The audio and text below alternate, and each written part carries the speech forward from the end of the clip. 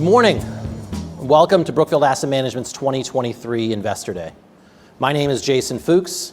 I head Public Investor Relations for BAM, and on behalf of our management team, we're delighted to have all of you here today.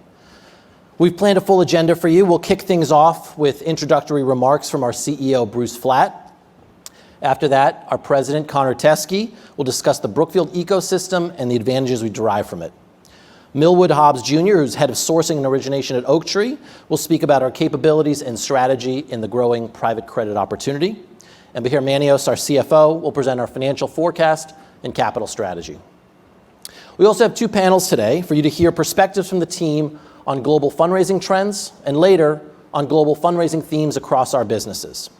A couple of housekeeping items. We're going to save the questions until the end of the BAM presentations. For those of you online, there's a text box where you can ask your questions.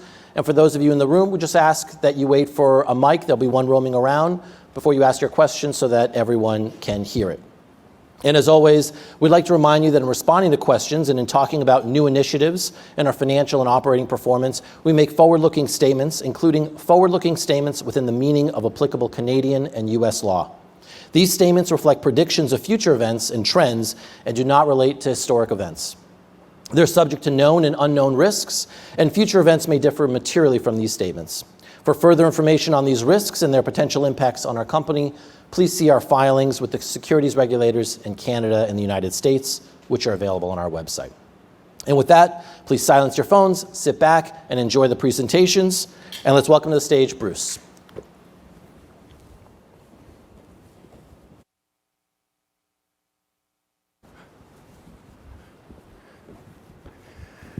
Okay, I'm Bruce, not him. Good morning, everyone. Thanks for being here. We enjoy doing this every year. It's nice to meet new people that I've not met before, which I just met or will meet during the day, and also many friends from past. So thank you for being here, and thank you for your interest in Brookfield. Thank you. Maybe I'll just start off by level setting where we are. We're here to talk about Brookfield Asset Management. This security was distributed to our shareholders in December of last year. We currently have approximately $850 billion of total assets, just under $450 billion of fee-bearing capital, and we generate $4.3 billion of revenue. The growth has been very significant since we started this business from scratch around 25 years ago, but the best days are ahead. We've built one of the leading global managers, which in our mind means a few things. A market-leading platform in many different areas that's diverse and around the world. A strong growth profile as we look out. A diversified and very resilient business model, and we'll talk about that when we go through the numbers. A very strong liquidity position, flexible capital, and synergies within the system that allow us to enable our clients to earn better returns than they might otherwise with somebody that doesn't have what we have. So what has enabled this success? Maybe just to start off. In our mind, there's four things: operational expertise, global reach, large-scale capital, and a winning culture in our people. Starting with operational expertise. As most of you know, we started as an industrial business owner and invested only for ourselves. That differentiates this franchise from many others. We have a vast operating history and over 200,000 people in the franchise today. Our reach has been extended every year across the globe very methodically to build the business so that it could endure time. We have a significant operation all across the world, from the Americas, Europe, Middle East, and Asia Pac, with 1,200 investment professionals, but increasingly something that differentiates us, which is a 300-person client service organization. You're going to hear from some of them today. Our capital clearly differentiates us, especially in an environment that we're in today. Our access to institutional capital, insurance capital, our global banking relationships, our permanent capital vehicles, our balance sheet in the corporation, and our private wealth business that's growing make this business very diverse and very resilient. And lastly, I'm proud, I guess I'd say, of the culture that we've built within the organization. It's collaborative, it's entrepreneurial, but it's also very disciplined to make sure that we're here to win for our clients. But it's actually not about what happened in past. The past is the past. I only give it to you just to level set where we're going. It's about where we're going in the future. And just to talk a little bit about that, we've established ourselves trying to put ourselves in where the largest and fastest growing parts of the economy are. The world is changing. Demographics are changing. Trillions of dollars are shifting every day. The global world is altering with geopolitics. And what we've identified and always are trying to identify is what trends can at least give us a winning advantage when we're investing. And there's really three that I'd like to mention today: decarbonization, deglobalization, and digitalization. And many of the things that we do today are affected by all of those. First, on decarbonization. Many, I'm going to say it a third time, many trillions of dollars are going to be pushed into getting carbon out of the system. And this is really simple.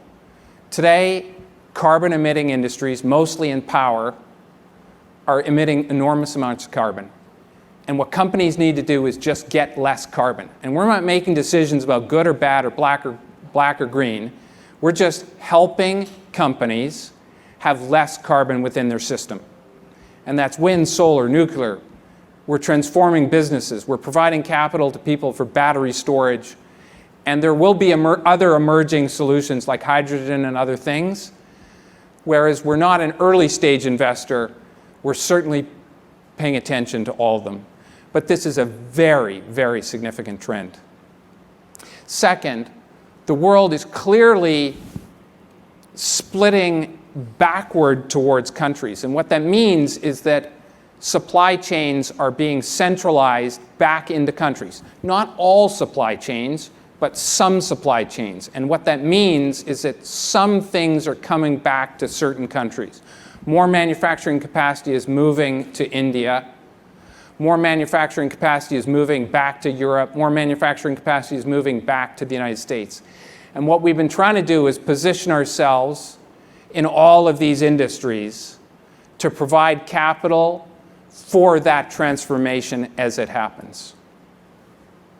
And third, probably the most exciting one from a perspective of investment is the digitalization of everything in the world. And this has been happening for a long period of time. 15 years, 20 years. But what's happening today is exponentially increasing. The amount of data center capacity being taken by large-scale businesses to use for AI is dramatically up from where it was before. And the whole process of digitalization from the towers that transmit to the data centers that build to the processing that goes through it to enterprise software, it's all in a transformation. And there are enormous amounts of capital that are required to do that. Businesses don't have that much money to accomplish it, and we're providing money to do it. Intel would be an example of that in the last 12 months. Large amounts of capital are needed to make sure these businesses succeed in the next 30 years. Our goal is to provide that capital to them. We've already been investing behind these trends. As many of you know, we've been doing strategic partnerships with a number of companies. We've been doing public to privates, and we've been doing structured securities. So we continue to diversify the business and the ways that we can play with our counterparties by providing different forms of capital to them. And it allows us to make the business stronger.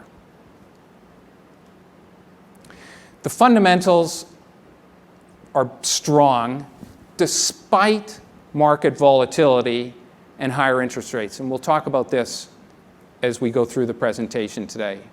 And while many investors over the last year have been stuck in place, I'd say we've been extremely active across the businesses because of the position we put ourselves in and because we believe in these long-term trends and are able to act on it.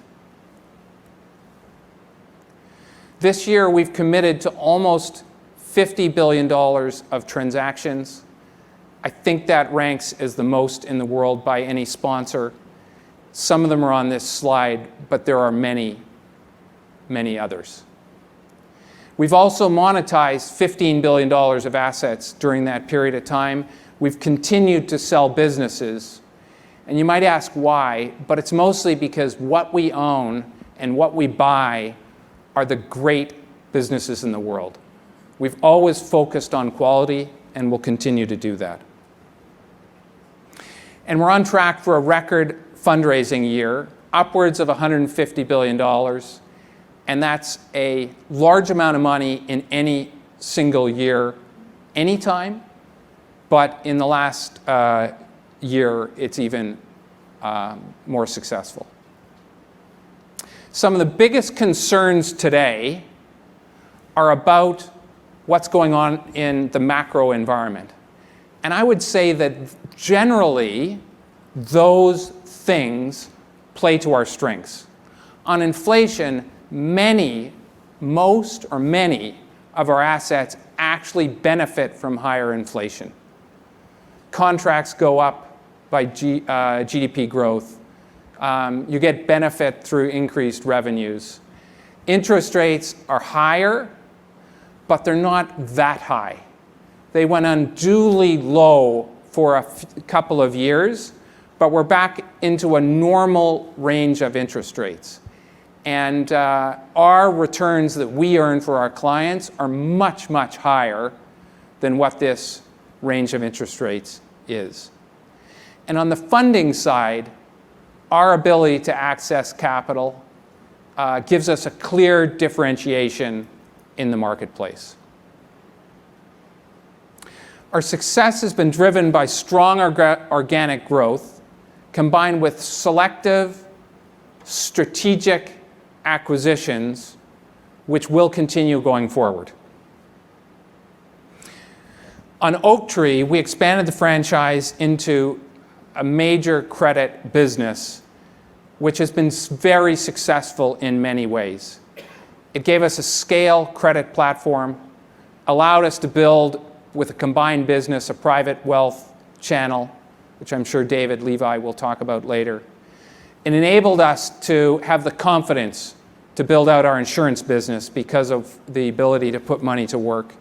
It accelerated our pace of fundraising, and it positioned us with just greater knowledge from a private markets perspective on information flow in the private markets. Over the next 5 years, we should be able to grow total assets under management in the manager to $2 trillion and fee-bearing capital to $1 trillion. Bahir will tell you about that a little later. Any acquisitions we make would be on top of that, and they're not included in these numbers. An acquisition of similar strategic importance will have to meet some very specific rules. Number one, it better be additive to the businesses we do and not duplicative with what we actually do today. It should hopefully add geographic or operational capabilities that we don't have today. And hopefully it adds access to clients that will be additive to what we have today. And one or all of those three things are what might fit on the acquisition front. Our platform today, though, doesn't need to do that because it is highly differentiated. Our business has been established over a very long period of time. We have a history of producing very strong returns. These returns on this slide are a very long-term returns and are excellent in the real asset space. And that's why our clients come back year after year. We built a global fundraising organization on the client-facing side that is very large and continues to scale. We're seeing the benefits of our asset manager spinoff. I've always believed, and we've always believed, that when you divide things in components, you get more focus by the management team that you put in place. Better product development is happening today. Increased focus on client development is happening. A dedicated management team is there, and there's an increased focus in the asset manager on scaling our most profitable strategies. Not that we weren't doing them mixed into the whole, but when you divide them down, there's just so much more focus on it. But we're still in the early days for alternatives. Our experience and capabilities, our global platform, the macroeconomic trends that are giving us tailwinds, and our ability to deploy large sums of money for our clients gives us a strategic advantage. We expect growth in the next few years will be driven on the client side from institutional investor capital, private wealth, and our insurance management. On institutional capital, our clients are still diversifying and they're focusing in on their best partnerships. On private wealth, we're continuing to scale, and our Brookfield Oaktree Wealth Solutions business is growing. And on insurance, we're getting better and better and more knowledgeable about how do we take our products and create them to sell both into the private wealth but also into insurance capital of many of our partners. To summarize, before I turn it over, our belief is the best is yet to come. I'll leave you with 4 key takeaways. The world always has challenges, but we're well positioned for whatever comes next.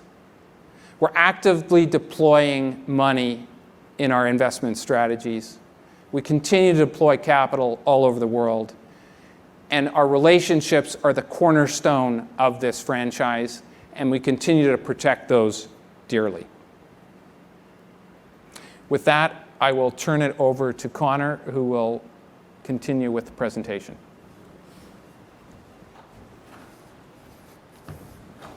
Thanks.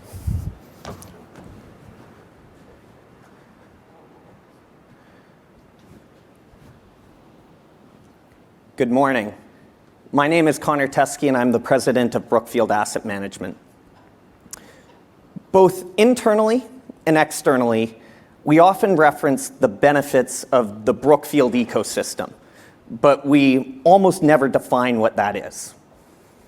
The Brookfield ecosystem helps us generate better risk-adjusted returns and source better investment opportunities, and it's really driven by 3 unique dynamics.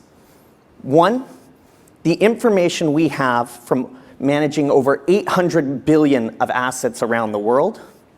2, the relationships we have that help us source better investment opportunities for our clients. And 3, the different ways that our existing businesses can work together to provide more value-add solutions that drive greater growth. So what are the benefits of the Brookfield ecosystem? Put simply, it gives us a leg up in identifying key investment trends and pockets of value.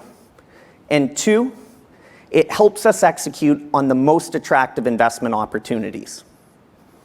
This is because we have enhanced access to information and intelligence to underwrite new investments. And 2, we can leverage operational levers or business plan strategies that we have executed before in other parts of our business. These 2 things allow us to invest with confidence across the economic cycle and in every market environment, often allowing us to be contrarian and find the most deep value opportunities. So how would we define the Brookfield ecosystem? It is the interaction between our assets, our counterparties, and the capital flows that we have visibility over, and it's how we use the information from those interactions and the capabilities of all of Brookfield's businesses to enhance our competitive advantages and unlock new investment opportunities. And it's not just the businesses that we own today. It's also the businesses that we owned previously and the many and many investments that we look at every year that we don't actually execute on. Each of those gives us perspectives on key drivers of the global economy and can help us inform our next investment. And this is the key. Because we have such good unparalleled visibility into the key drivers of global investment trends, we can use each of those perspectives and pieces of information and leverage them across our entire business. Said another way, the assets and relationships that we have today help us make better informed investment decisions tomorrow. That allows us to grow more profitably, grow more quickly, and increasingly position ourselves as the partner of choice for both investors and corporates around the world, and it becomes a very virtuous cycle. And because so many of Brookfield's businesses are interconnected, this ability to leverage perspectives and knowledge is particularly pronounced for our business. In fact, one of the best and greatest ways to extract value from the Brookfield ecosystem is when our different businesses can work together to provide multifaceted solutions to their customers and their counterparties that few around the world could match. But extracting value from the Brookfield ecosystem doesn't happen without effort. Our business and our investment teams are consciously structured to ensure that whenever we are putting $1 of capital to work, we are leveraging the best knowledge from within our business and any expertise that we have available. This cuts across every part of Brookfield and is core to our culture. It's aligned with our value-based approach to our investing. It's aligned with our operations-oriented approach to creating value. And it cuts across everything from business planning to compensation to investment team structure, where we have boots on the ground in every major market around the world and expertise in every asset class that we invest in. This focus of always ensuring that we're using all the knowledge available within the platform, not only a specific team or a specific business, ensures that we're not only making the best investment decisions, but we're also constantly positioning ourselves in front of the largest investment themes around the world. So let's highlight some examples. Today, because of the ways that our real estate, infrastructure, and power businesses can work together, we are one of the key enablers to the growth of the largest and fastest growing technology companies around the world. We don't actually produce the AI or cloud services, but our infrastructure business can provide data center capacity, our power business can provide clean energy, and our real estate business can provide office and industrial properties to support the tremendous growth of these businesses.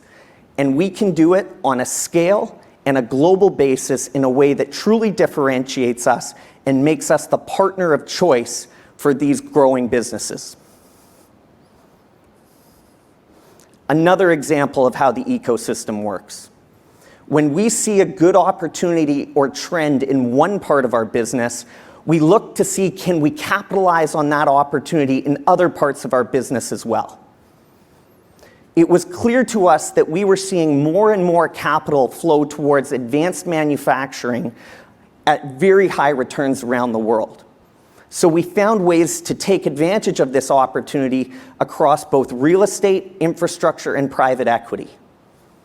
Today, in the past and today, we invested heavily in life sciences and advanced manufacturing as businesses and regions around the world look to capitalize on the deglobalization and onshoring trends that Bruce mentioned. And our business today is well positioned to continue to benefit from these dynamics as they play out in years to come. And what is an example of knowledge sharing? Many in this room will know Brookfield for its global leading renewable power and transition business. But what you might not know is that we are using the expertise within that business to help decarbonize every single asset that Brookfield owns around the world. In fact, some of our biggest decarbonization initiatives actually sit within our infrastructure or private equity businesses, and our focus on energy efficient buildings continues to ensure that our properties are viewed of the highest quality. Because we believe that businesses that are decarbonizing are lower risk and therefore higher value, we are using the expertise in one part of our business to drive value across the entire platform. So let's change gears for a second now, and let's look to highlight examples of the Brookfield ecosystem at work in deals or transactions that we have done over the last 12 months. And we're going to do this by focusing on 5 tangible value levers for our business. How do we identify new investment themes early, perhaps before others? How do we source the best investment opportunities? Underwrite with more accuracy going forward? Enhancing our operations and finding new value-add initiatives? And how do we ensure that we always have access to the most efficient forms of capital? When it comes to identifying new and emerging investment teams, it is the benefit of conscious decisions made years, if not decades ago, that today we have leading global platforms in some of the largest and fastest growing investment opportunities around the world, whether it be credit or infrastructure or transition.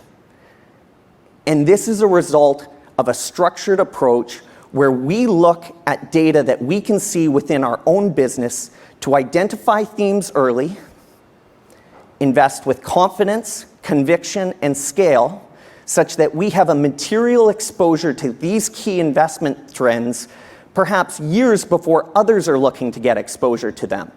As such, when others are looking to get exposure to what will now be global trends, we may actually be looking to sell. In our infrastructure business, we have been transporting, processing, and storing commodities for decades. And if you go back over 10 years, it was clear that data was becoming the largest and fastest growing commodity around the world. But what was also clear was that the infrastructure required to transport and store that increasing amount of data would far outstrip the incumbent market participants' ability to invest. This created a large and attractive investment opportunity. Almost 10 years ago, we made our first investment in digitalization, buying a tower portfolio. And fast forward to today, we have a leading global tower portfolio and data center business. Similarly, if you go back 12, 15 years, our renewable power business sold all of its power to either centralized grids or centralized utilities.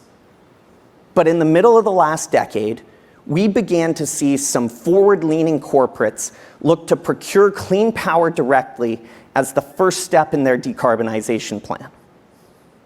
We identified that these corporates would need operating partners and capital providers in order to meet those decarbonization goals, and we leveraged our knowledge to create the largest energy transition platform in the world, through which we now have the largest pool of capital globally focused on the transition to net zero.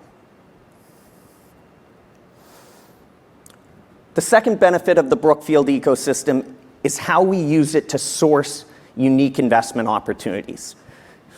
This one comes down purely to relationships. Relationships with our strategic partners, our LPs, our customers, and our clients around the world. And really, what this comes back to is Brookfield's reputation as a strong owner and operator, a long-term investor, and a good partner. So where has this showed up in the last 12 months?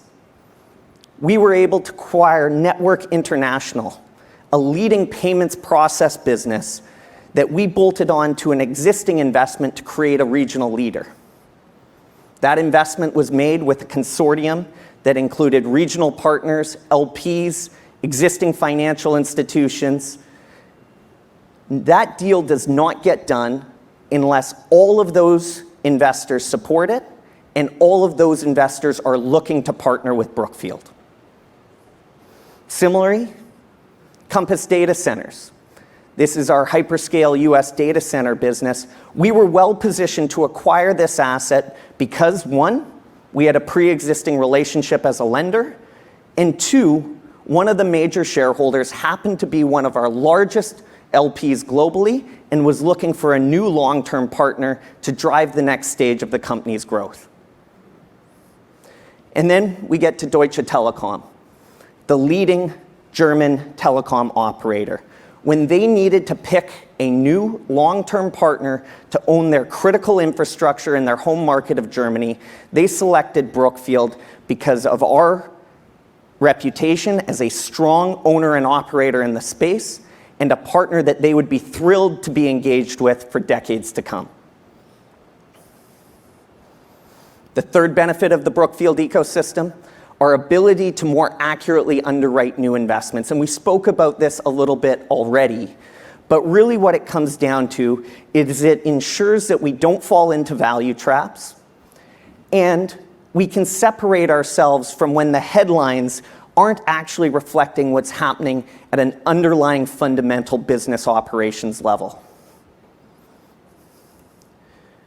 Today, it is a result of a conscious decision that over 95% of our real estate is Class A or trophy assets in a world that is increasingly being bifurcated between well-performing, high-quality haves and low-performing, low-quality have-nots.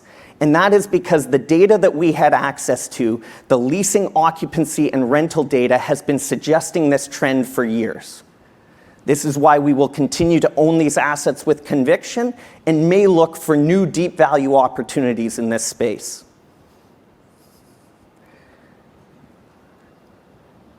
This is also why you might see us actually make a number of investments that sometimes look similar. This is because if we identify unique value levers, a blueprint or a playbook, that we can use to create value in a business, we may look to execute on that more than once. This is why we own multiple data center businesses, multiple student housing businesses, and multiple renewables developers. And as a simple example, our 2018 investment in Luminace, the largest commercial and industrial distributed generation power business in the United States, has been very successful for us. We found unique ways to grow that business and expand its market share and to drive margins far higher than anyone expected. It's that knowledge and that confidence that allows us to invest last year in Standard Solar, a similar US distributed generation business that focuses on a slightly different portion of the market. And that investment today is off to a flying start. The fourth way the Brookfield ecosystem adds value is the ways that we can drive increased value creation in our operating portfolio by having our businesses work together. And this isn't just knowledge sharing. This is cross-selling products, like the large tech example, and working together to provide new, unique, multifaceted solutions that can drive value in our business. And the examples here are abundant. To name an obvious one, our renewable power business sells low-cost clean energy to our industrials and real estate businesses around the world. This not only helps those businesses reach their decarbonization goals, it lowers their electricity bills. But as a further example, we'll use an exciting one. Our largest corporate partner in India, Reliance Industries, has now partnered with Brookfield to try to bring clean energy equipment manufacturing to Australia in an effort to support our Origin Energy transaction, one of the largest decarbonization investments globally. There are very few businesses around the world that have the global reach to pull parties together to drive business initiatives of such scale. And the last way that the Brookfield ecosystem drives value is it ensures that we always have access to capital in the most efficient forms of capital. Across our business, we're constantly funding new assets, and as a result, we have ongoing discussions with the most important lenders around the world, and similar to when we make an investment, we can use all of the knowledge and intelligence from each funding transaction to better inform our next funding strategy. This gives us unparalleled visibility into the liquidity and capital flows of the global financial system. And when you pair that with our reputation as a prudent funder of businesses, we tend to always have access to the most efficient and largest pools of capital. And an example was just a few months ago. After a relatively long period where the leveraged loan market was essentially dormant, through our conversations and our relationships, we began to see that that market might open up. And in just 4 weeks, we were able to refinance 4 of our marquee private equity businesses, perhaps before many others even realized that the market was open. And the most important thing, because we had that intelligence and we were able to move quickly and issue product into a capital-starved market, despite the interest rate environment, we were able to complete almost $6 billion of high-yield financing at all-in interest costs that are lower than the debt we were replacing. So in summary, the Brookfield ecosystem, the knowledge from the businesses we own today and the relationships we have, is a perpetual and growing competitive advantage. It allows us to invest across all market cycles and in all economic environments. And 2023 has demonstrated that. When markets are more uncertain, businesses can differentiate themselves. And there is no question that 2023 has had more market uncertainty than 12 or 18 months ago. But we have been able to continue to execute, committing over $50 billion to new investments at very attractive value entry points, while also being very active on the monetization front, selling some of our de-risked and mature assets. And we've done all of this while expecting a record fundraising year and continuing to drive our best-in-class investment returns. Now, there's probably a number of reasons for our strong performance over the last 12 months, but it's no doubt that the Brookfield ecosystem had a major role to play. And maybe before we move on, we'd like to leave you with one final thought. The best part of the Brookfield ecosystem is it will only continue to get bigger and better. Today, around the world, our clients trust us because of the information we have and the capabilities that we have built up over decades. And these benefits of the Brookfield ecosystem are only going to expand as we manage more assets, build more relationships, create more solutions, and diversify our business. This is a differentiator for us today, and we believe strongly will continue to be a significant and growing differentiator for us in the future.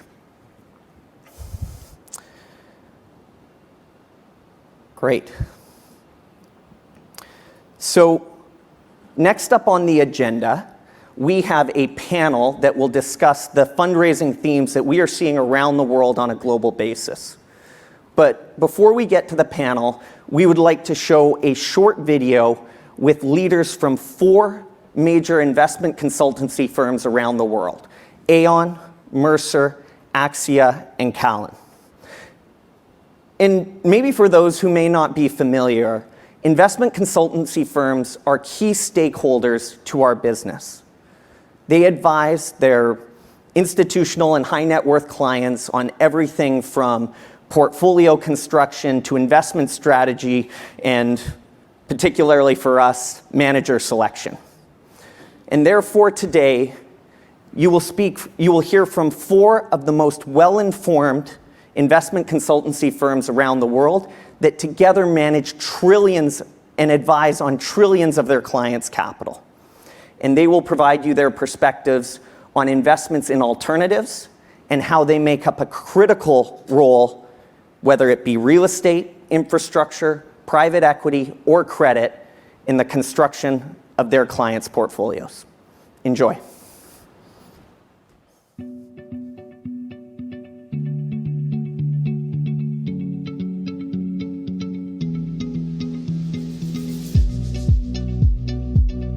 The benefits of alternatives in our client portfolios is first and foremost diversification. Real estate, infrastructure, private equity, private credit. The diversification, the different drivers of returns is most important to building durable and resilient portfolios that will last over the long term. We think of the role of alternatives in a client's portfolio as, number 1, return enhancement relative to what otherwise might be available in the liquid markets. Number 2, downside protection. And then the third is really income generation. So we think that a lot of alternatives, especially private credit and real assets, can provide better yields than what's available in fixed income. The allocations to alternatives have grown significantly because it has worked. Clients have benefited from the diversification and the returns from alternatives. And as they become more and more comfortable, they've increased their allocations. But over the last 20 years, investing in private markets has shown to outperform the public markets over that long period of time. The asset classes that are most in favor of alternatives with LPs today are private credit, infrastructure, and energy transition. Asset owners who are investing for the long term see infrastructure as a long-term asset class where they can invest over many years. That provides a hedge against inflation, as well as matching assets and liabilities with their own portfolio. We expect to see the largest amount of growth in alternatives in the infrastructure and private credit areas. Investors really have a strong appetite for those 2 areas, and the reason for that is 2022 was a very difficult market in stocks and bonds, and what we saw from private credit and infrastructure is exactly what investors expected, and that was resiliency and diversification of their portfolios. Private credit is the fastest growing slice of the alternatives pie today. Number 1 is supply of capital. Number 2 is, I think, for borrowers, it's been for the last 2 years and through today, is the private credit firms are up and running and willing to lend at the right price and the right terms, whereas other borrowers, other lenders are pulling back from lending now. And I think what the borrowers are seeing is, hey, private credit's here. We see over the next decade the allocation to alternatives doubling for those who have a 10% allocation at a minimum. We see other allocations can reach 30, 40%. Clients don't want to be too dependent on equity beta to drive returns. And so we think that some areas of alternatives really provide return enhancement, either in addition to or as a substitute for liquid equities. We do see institutional investors consolidating their lineup of managers. So there's a constant push and pull of consolidation and addition. One thing that we've seen in terms of as LPs and investors have become more experienced investing in private markets, oftentimes they start investing in co-investments alongside managers. And so an area of focus is oftentimes, will the manager provide adequate co-investment opportunities, and will it be a meaningful percentage of capital allocated as opposed to capital just going into the main fund? We and I think a number of our investors are very focused on longevity of institutions and making sure they have real operating resources to work their way out of the inevitable problems and challenges that will happen in the future. And so I think risk management is really the most important reason, number one. Number two, it's putting capital work in good ventures. What excites me about what we'll see coming from the alternative marketplace for institutional investors and for individual investors is the added diversification that it'll bring to portfolios. If you look at the stock and bond indices in the public markets, we are seeing greater concentration. So it is paramount importance to diversify portfolios. And what I'm really looking forward to is continued execution. Like, there are numerous high quality firms who are doing a great job in the alternatives marketplace. And then institutional investors, all investors, should avail themselves to that skill set to build better portfolios.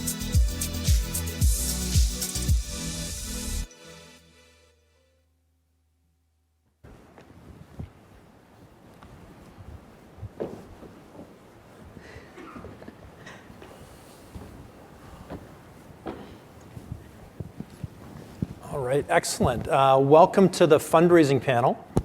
As you heard from Bruce, and you'll hear more from Bahir later in the session, we have a lot of work to do in fundraising and working with clients over the next 5+ years.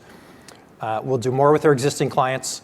We'll bring new clients in the door, and we've got several parts of the market, even channels, that we're just starting to scale up. So sounds easy, right? Joining me today is really a cross-section from our fundraising relationship management team. To my left is Chase Moran. Chase is based here in New York and works directly with some of our state pension plans and other large pools of capital in the US. Neil Thassim, who's based in Singapore, has built up our client relationship management team in the Asia Pacific region over the last 10 years. David Levi, based here in New York, initially established and now oversees our wealth distribution channel, which we call Brookfield Oaktree Wealth Solutions.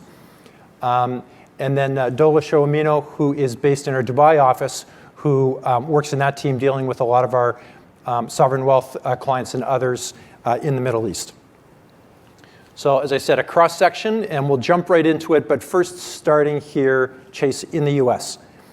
We just heard this video with some of the themes and the trends, but maybe to put it into your own words of what are we seeing and hearing directly from clients on the ground in the US? Sure. Well, thanks, Craig, and good morning, everyone. So the themes that we heard in the video are absolutely resonating with our clients in North America and really around the world. So we're seeing a tremendous amount of demand for infrastructure for all the reasons that the gentleman talked about. So durability of cash flows, inflation protection, and just the consistency of the return profile. So I think somebody said on the panel that the asset class held up remarkably well during the pandemic.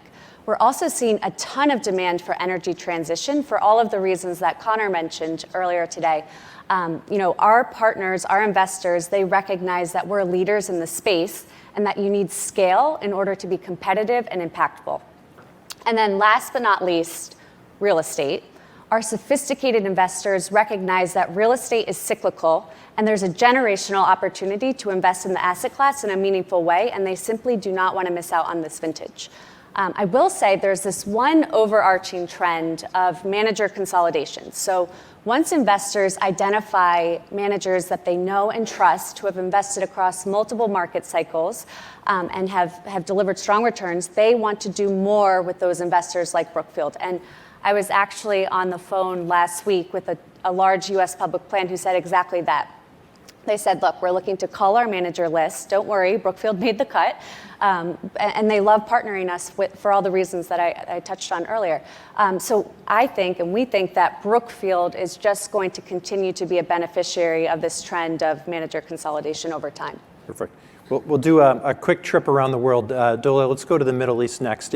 If the US is maybe the largest, most mature market, the Middle East is large for us already, but is probably our fastest growing. So maybe you can talk a little bit about what we're seeing on the ground in that region. Definitely. I think what I would say is the continued balance sheet strength of many investors in the region means that they continue to allocate to alternatives and choose us as their path to market. Now, we're seeing this across the spectrum, from the very largest sovereign wealth funds, those with hundreds of billions of dollars of assets under management, to mid-sized institutions, to family offices, to individual investors.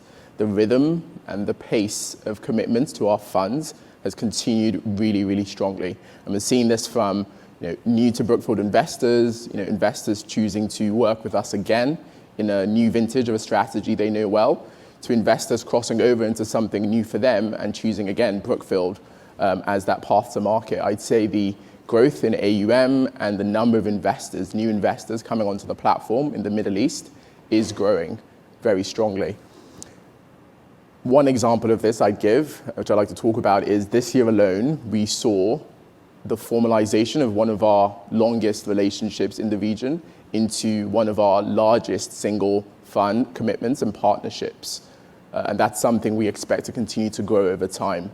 Perhaps maybe more importantly would be the increasing discernment of investors in that region. They've been investing, many of them, many of the largest investors there for decades in private markets. And they are incredibly aware of the supposed inconsistencies of capital flows globally. They know investors are seeking their capital, which means that they are able and far more willing to be astute in how they pick who they want to work with. Sure, strong track record, but what more can you provide? What sort of relationships, what sort of partnerships can you bring? And I think we are incredibly well placed to deliver that. Great, we'll come back to some of those, the partnership model in particular. But Neil, let's go first to Asia Pacific. You've been in the region building up the team and some amazing institutional relationships for the last 10 years. Maybe a bit of color on what we're seeing on the ground in the region today. Yeah, absolutely. Thanks, Craig. And it's interesting, you said the Middle East was the fastest growing capital market for us. For the last few years, you've been saying that about Asia Pacific.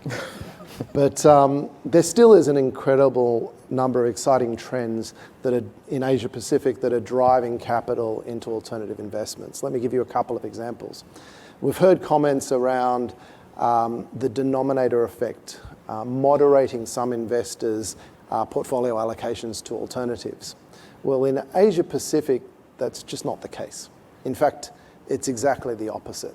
If you look at markets like Japan, Korea, Malaysia, they're still significantly increasing their portfolio allocations to alternatives from 10 to 20 to 30, even to 40%. So even with the denominator effect, investors in these markets are so structurally underweight alternatives relative to their targets that they're continuing to invest significant capital into alternatives even today.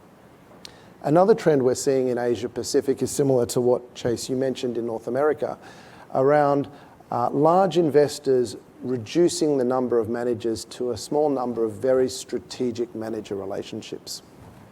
And that's particularly the case with really large investors in Asia Pacific, such as the sovereign wealth funds in Hong Kong, Singapore, Korea, China, but also as a result of the consolidation of the pension fund market in Australia, which is likely to result in the establishment of 4 to 5 mega pension funds. And these really large investors are looking for managers with the global scale and the multidisciplinary capabilities to develop and maintain strategic global solutions for these investors. There aren't that many managers around the world with those capabilities. And so as a result, there's going to be very significant capital that will flow to those managers who can develop and maintain those solutions for those types of investors.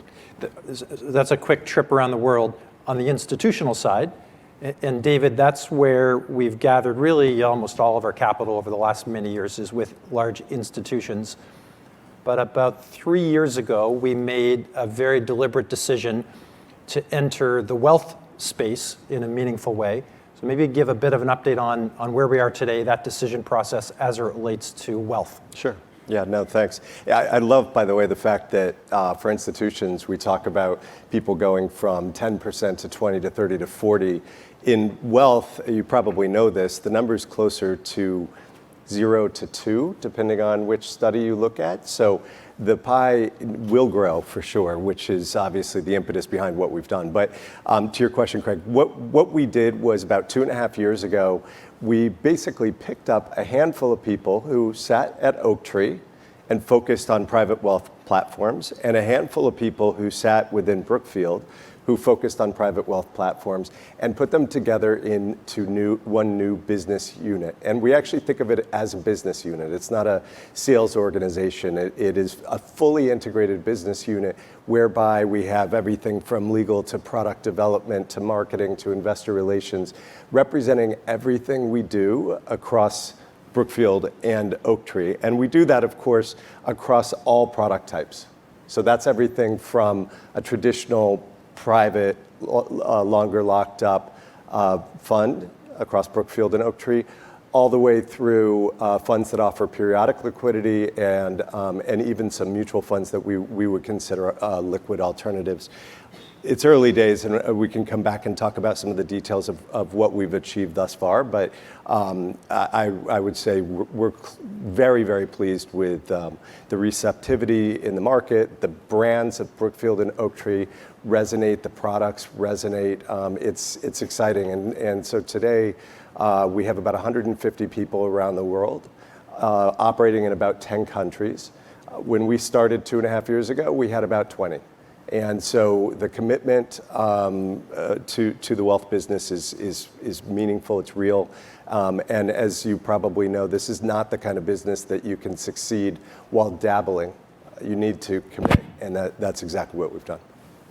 Yeah, excellent. And I think in prior discussions, we've talked about what we're building and what it will be, but we'll come back, David, to a little bit of even this year, there's some tremendous success, some real numbers, which is great. So Chase, you're based in the U.S., but maybe to broaden the lens a little bit to North America, and I'll talk about Canada, which is where we had some of our earliest supporters in the early days. And I mention Canada because the Canadian institutions were some of the very early entrants into the alternative space. And if you can talk about how what we started many years ago in Canada really is, in some cases, a playbook and a foundation for what we're doing now to grow around the world. Sure, absolutely. So as many of you know, Canadian investors are some of the most sophisticated institutional investors in the world. So they've been investing in alternatives for decades. And beyond fund investments, they've actually been investing in co-investments in a very meaningful way. So in a lot of ways, they sort of invented this partnership style of investing. So given Brookfield's 100-year history of investing in alternatives and our Canadian heritage, we were fortunate to partner with Canadian institutional investors from the beginning. We have worked with roughly 60 to 70% of public plans in Canada, and we've actually partnered with 8 of the largest Canadian public plans in the country, commonly referred to as the Maple 8, which is so Canadian. And I actually might go out on a limb here and say very few, if any, are doing what Brookfield is doing in Canada. And why is this important? So we're seeing investors across the world really emulate this partnership style of investing. So we're seeing it in Japan, South Korea. We're certainly seeing it in the Middle East, and definitely here in the US as well.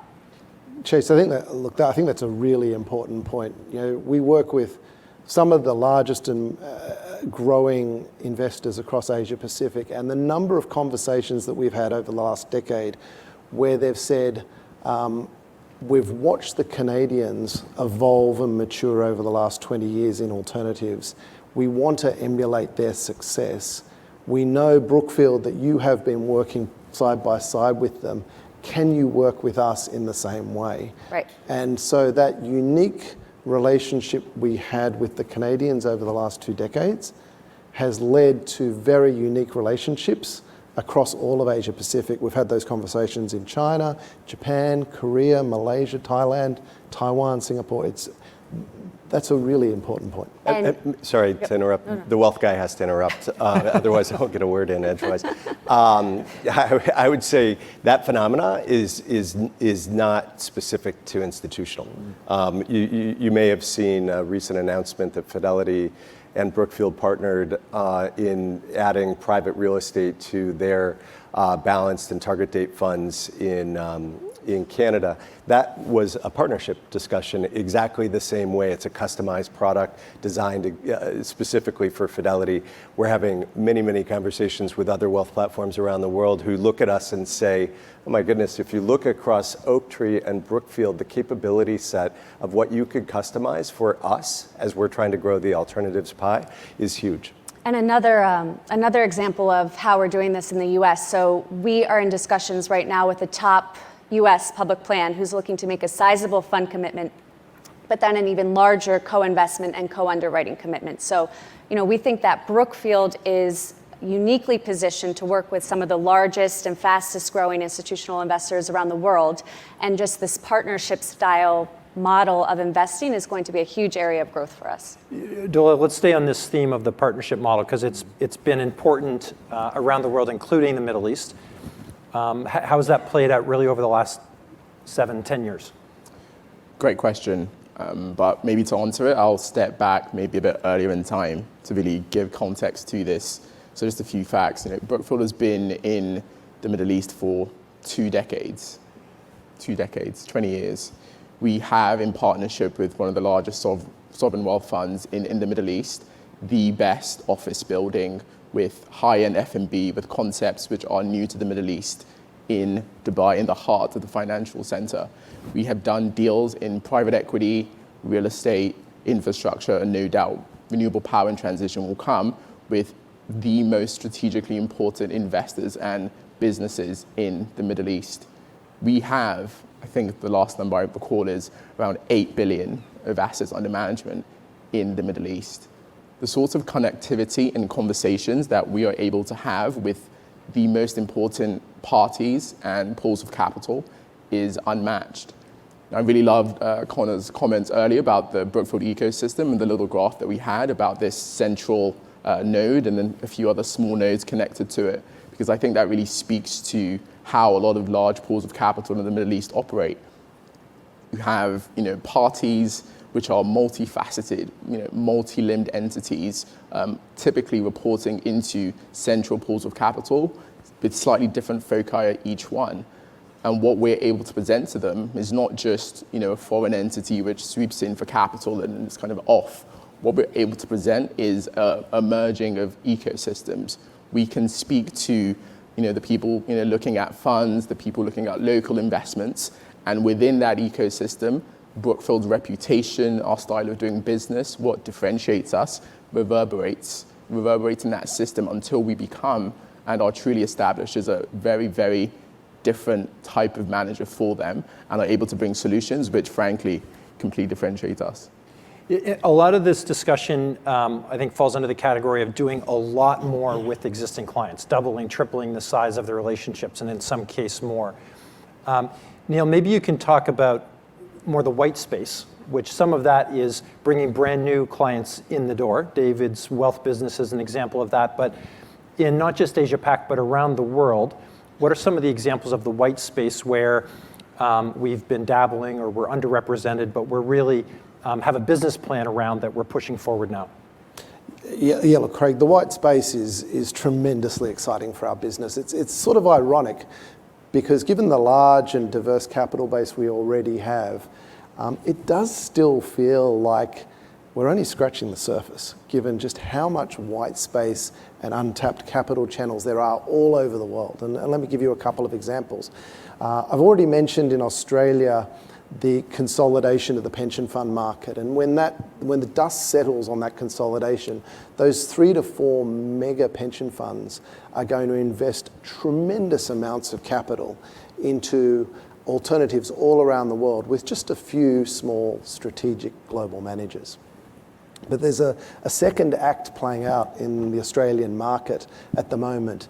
With the population in Australia moving from a young population to an aging demographic, there's a really significant amount of capital that's going to roll out of pension funds and roll into retirement annuity products.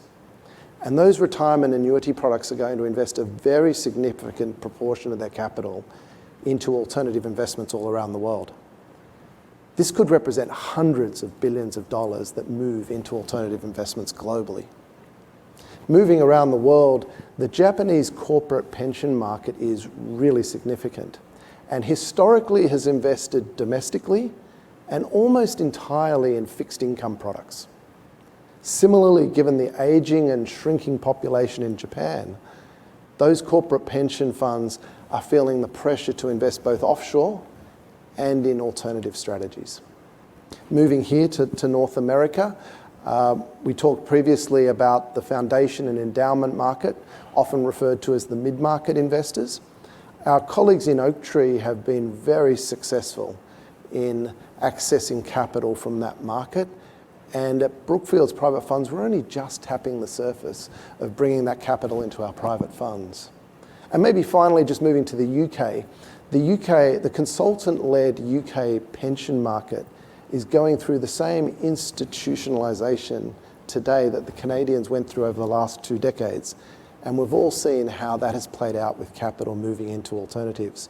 So despite the fact that we have an enormous diverse capital base and institutional relationships all around the world, there is very significant white space that's going to drive the future capital for Brookfield. And business plans on each of those to make sure that we're making progress. Definitely. David, let's get a little bit more micro. Yep.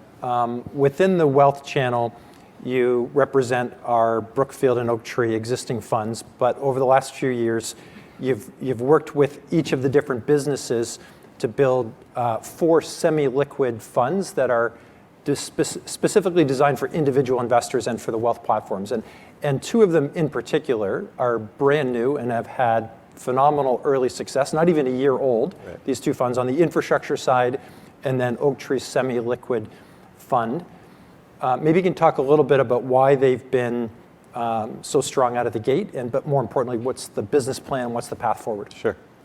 Yeah, so we as Craig said, developed 4 what we'll call semi-liquid funds here, which really are designed for individual investors. They're designed for the wealth market. We don't sell them to the institutional market.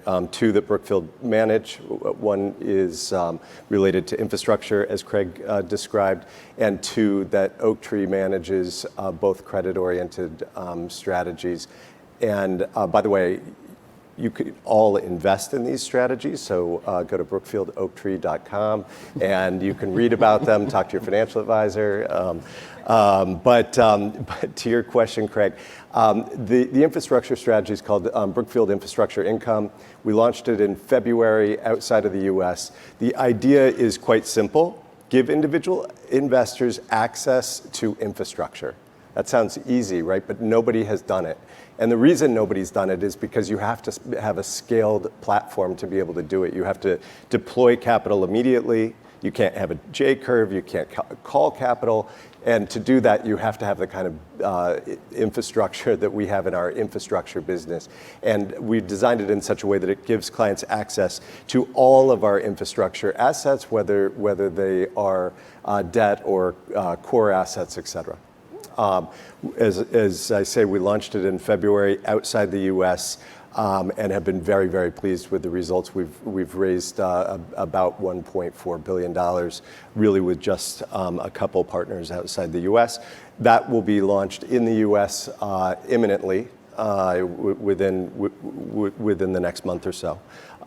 The appeal for it obviously is all of the things that my colleagues here have said about institutional investors wanting infrastructure exposure. Individual investors want the same. They want the inflation hedge. They want the stability of cash flows, et cetera. The other strategy that you asked about, Craig, is a private credit direct lending strategy that is managed by Oaktree. You'll hear Milwood in a few minutes talk about the private credit markets. I don't need to tell you about the demand for private credit. It's quite high right now. But we've been incredibly successful with that strategy because Oaktree does it differently. And again, I won't steal Milwood's thunder in telling you about how they do it differently, but suffice it to say, we're quite different than the rest of the market, and we've been very pleased with the fundraising for that strategy, both in the US and outside the US. And maybe the last comment I would make about those strategies and others is our partners around the world have been very, very receptive to what we're doing in putting products on their platforms. We, in the last year and a half, have added 80 different investment strategies to different partner platforms around the world. Really unheard of with that kind of scale, with that speed. And David, we're not alone in our optimism about the wealth channel. So I think the idea that individual investors will go from 0%, 1%, 2% to something meaningfully higher, we're not alone in that view, but maybe you can talk a little bit about how we differentiate ourselves, how the partnership with Oaktree we think is something different and something special. Yeah, you're right. We're not alone, and I would say that's a great thing. We love having peers out there educating investors. As we're educating investors, it's going to grow the whole pie. The platforms themselves, the banks, the private banks themselves want to grow that pie for sure. What is unique about what we've done is we've brought together these two brands in one platform. So if you're a financial advisor, you can access both Brookfield and Oaktree through one relationship. If you're a private bank and you want to bring a new product on platform and you need to do due diligence and need to do legal contracts and whatnot, you work with one organization. So there was discussion before about consolidation in the institutional space. I would say financial advisors in general don't want just the name of one firm on their client statements. They need more so that people know that they're doing their work. So in the context of what we're doing, you have Brookfield products, you have Oaktree products, but you have one relationship manager. That's very, very differentiated. And what we do, the essence of what we do from an investment platform perspective, and you heard it from Connor, you heard it from Bruce, is quite different as well. So as I said before, the way we invest in private credit is very different from what's out there. The way we invest in private equity, real estate, or infrastructure, which really is not broadly available. Perfect. Let's stay maybe on the Oaktree topic. And Chase, if you could talk a little bit about a lot of benefits to the partnership. It's been phenomenal the last several years, and really meeting or exceeding our hopes and expectations. But talk specifically about working with clients. And one of our aspirations was that this would allow us to do more with our clients. So maybe we talk a little bit about Brookfield and Oaktree together and fundraising. Sure. So you are absolutely right, Craig. The Oaktree partnership has been excellent. David touched on what we're doing in the wealth channel. I'll briefly comment on the institutional side of things. Just as a reminder, so Oaktree largely still runs separately on a day-to-day basis. But at the outset of the partnership, we were always focused on bringing one firm to our clients. So that's always been our focus. And because of this, I guess two things really. So one, we're able to offer more solutions to our investors, whether through fund commitments or broader arrangements, and just being able to engage with our investors more strategically and holistically has been very beneficial. And then the second point, which is a little more tactical in nature, when we looked at our investor bases, there wasn't a lot of overlap. So we've been making introductions to Oaktree and vice versa. And because of this, we both now have access to a broader pool of capital and deeper investor bases. So really by working together, we've raised billions of dollars of additional capital commitments over the last couple of years. And the partnership has been incredibly additive to our asset management business. So we're very encouraged that we're on the right track here.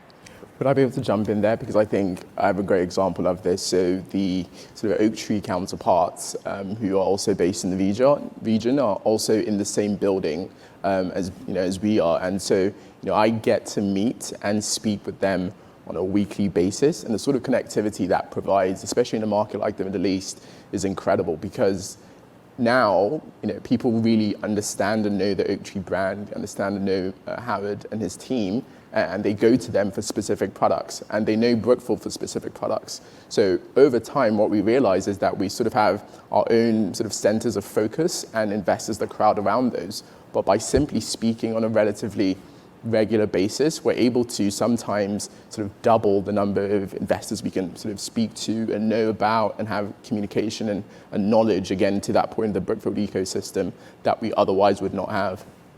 Yeah, that's great. Let's stay in the Middle East. We've talked about how it's growing rapidly, a significant amount of capital being allocated. What are the types of strategies, the types of funds that resonate the most in the Middle East? Each region is different to some degree, but what are the types of investment strategies, funds that resonate the most popular? We've been fortunate to have really good success across a number of platforms and strategies because our partners trust us in that. I'd say the strategies which tend to resonate best with investors initially when they don't know us that well are strategies which are large in nature, those which are typically higher returning, global, and perhaps most importantly, strategies which give an investor with one single commitment access to the breadth and depth of Brookfield's expertise in a particular asset class. So for us, that's usually meant our flagship strategies. So investors, by working with us and partnering with us in these funds, get access to professionals, sectors, insights in sectors and geographies they would otherwise be unable to draw from. And for us, this is really, really powerful, especially when we think about growing them within the Brookfield franchise, because these flagship funds are probably the clearest windows into and the best expressions of Brookfield's investment style, process, and value creation engine. So investors really get to see and understand what it means when we say we can source the best and critically important businesses around the world for value.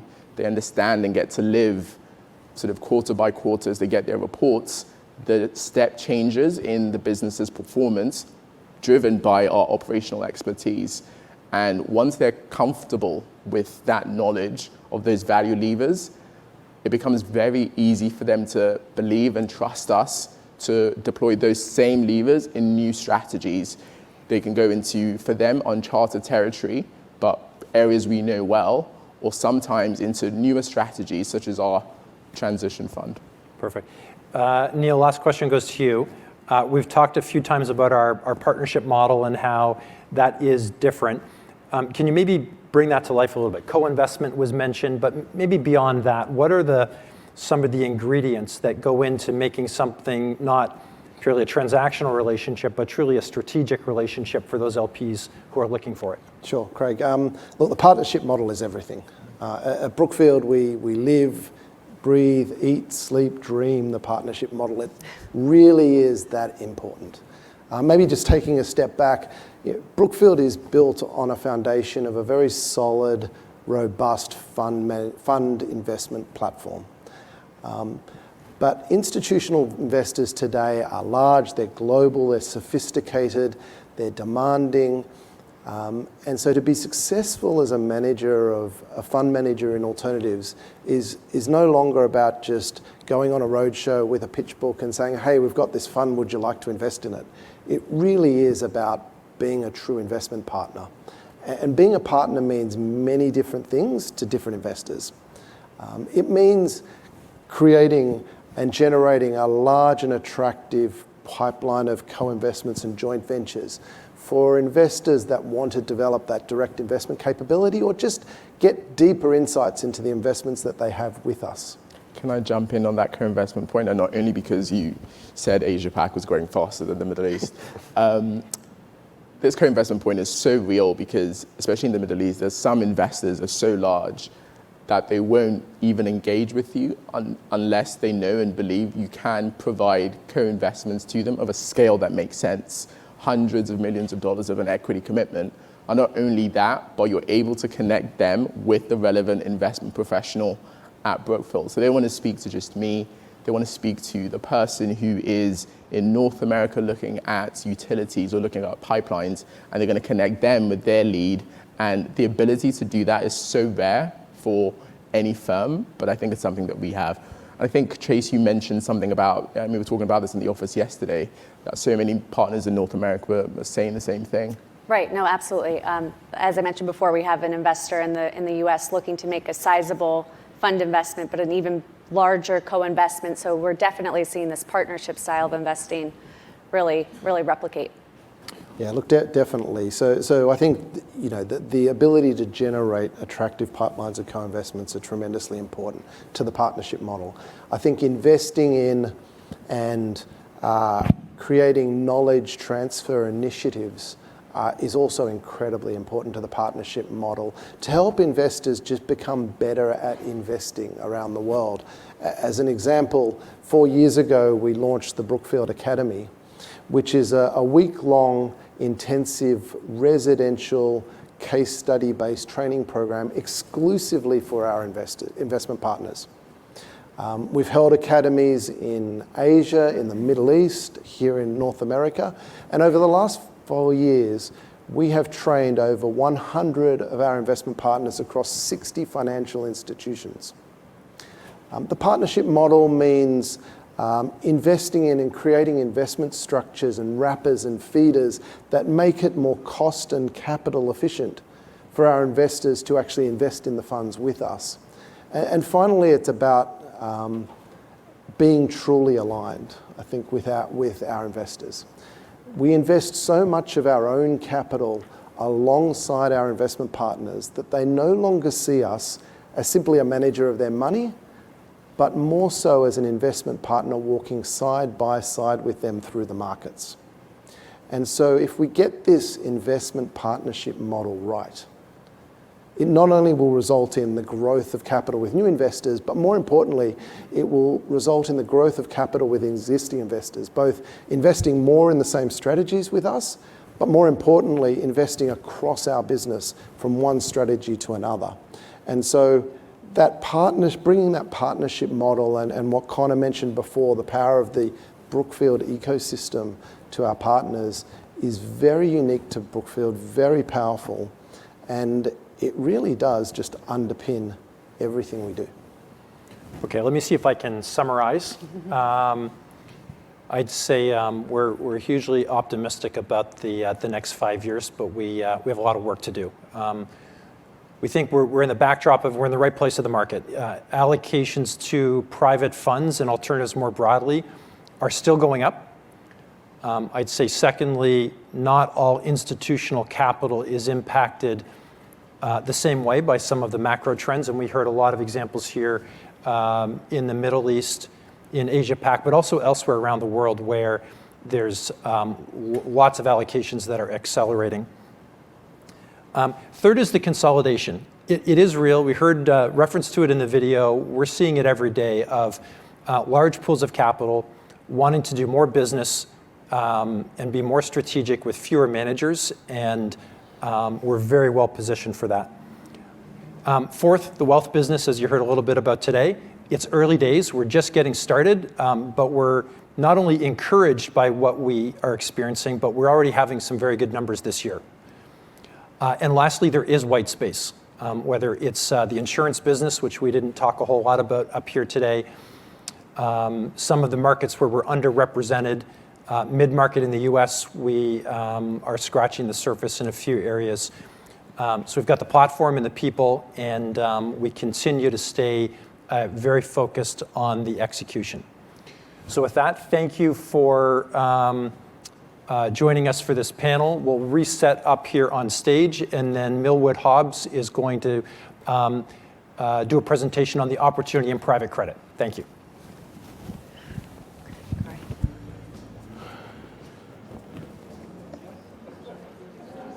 Good morning.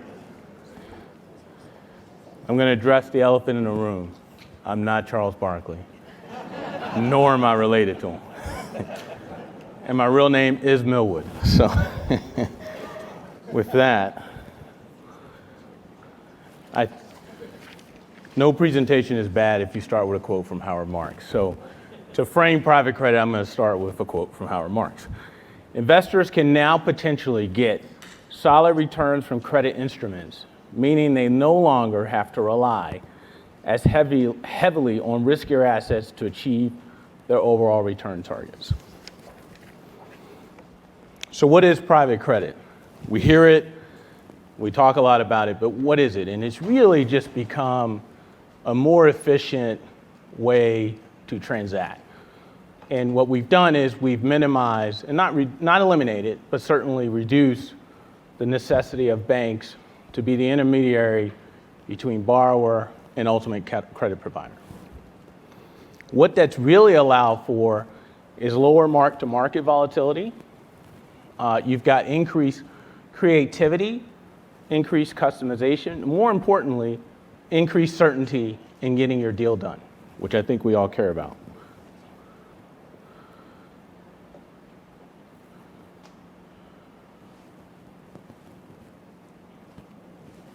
So we think private credit is really, if not the fastest, one of the fastest alternative asset classes.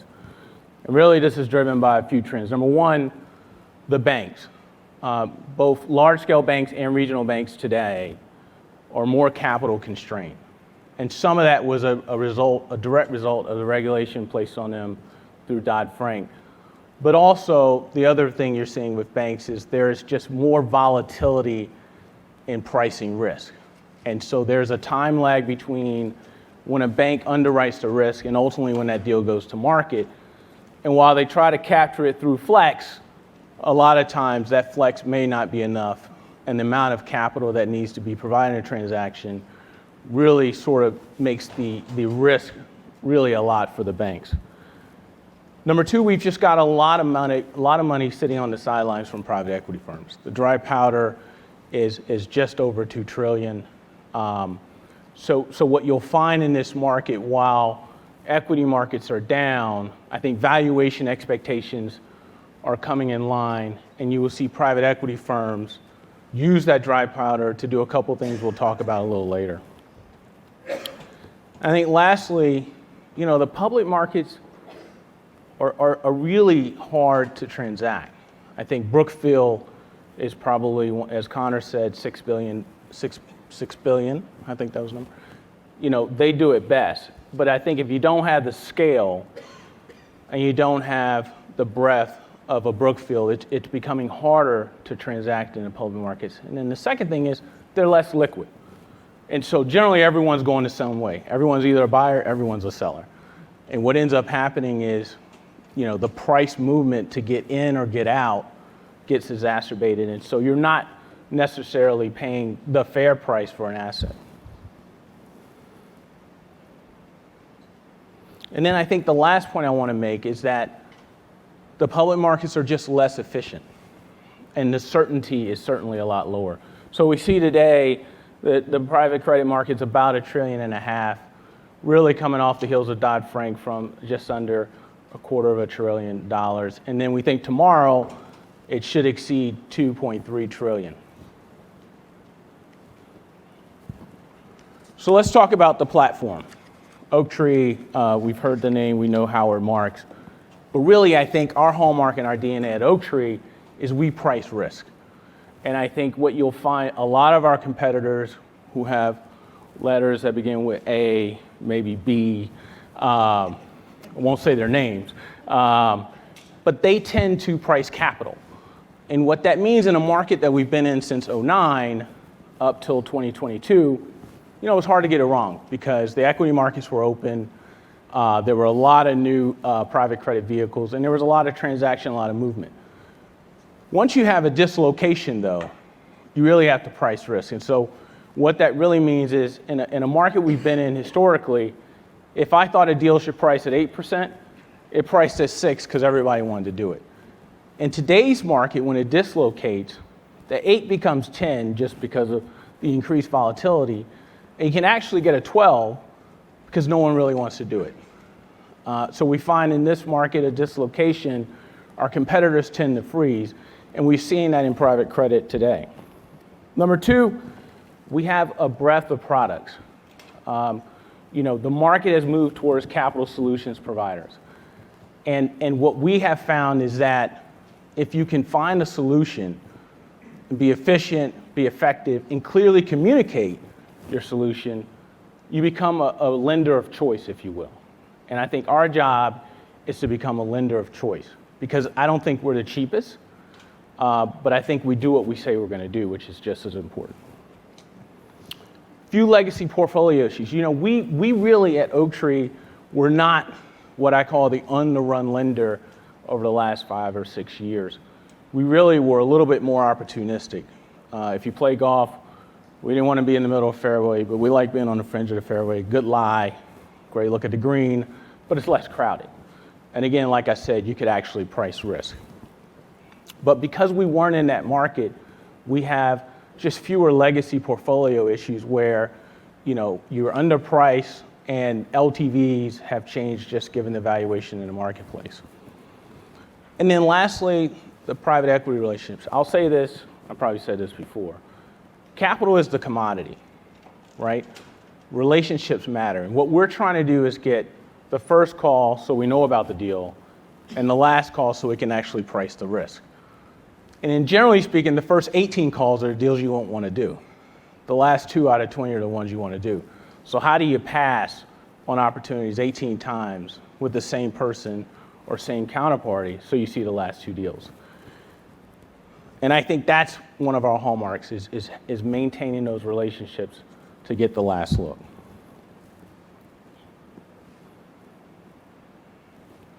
This is a little bit about our different products. I'm not going to say they're unique, but what I will tell you is that what is unique is the middle one, non-sponsor. So most of our competitors and most in this business of private credit cater to private equity firms.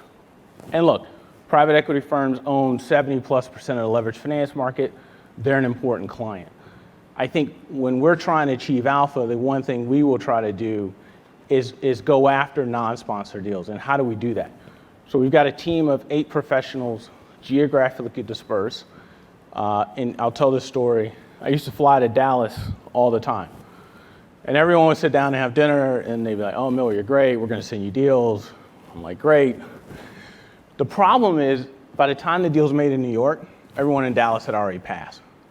And so what I realized sitting in New York, getting deals in Dallas, from Dallas, it was wrong way risk.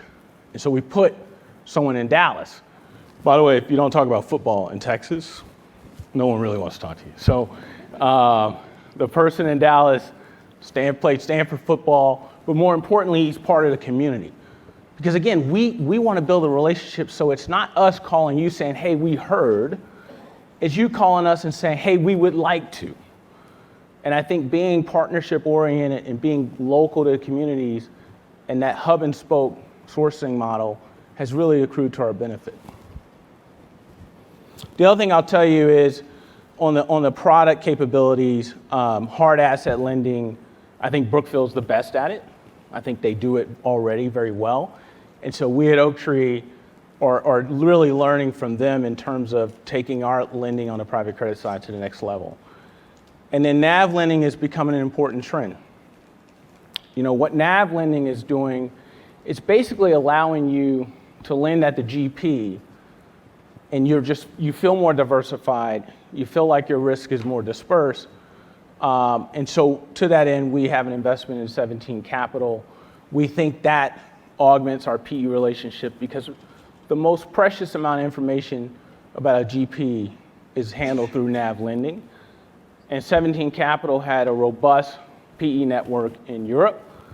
They were less penetrated in the US, and we had the opposite issue.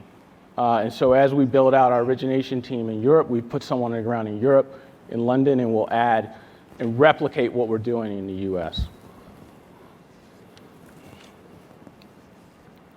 So there's a lot of factors driving demand for private credit.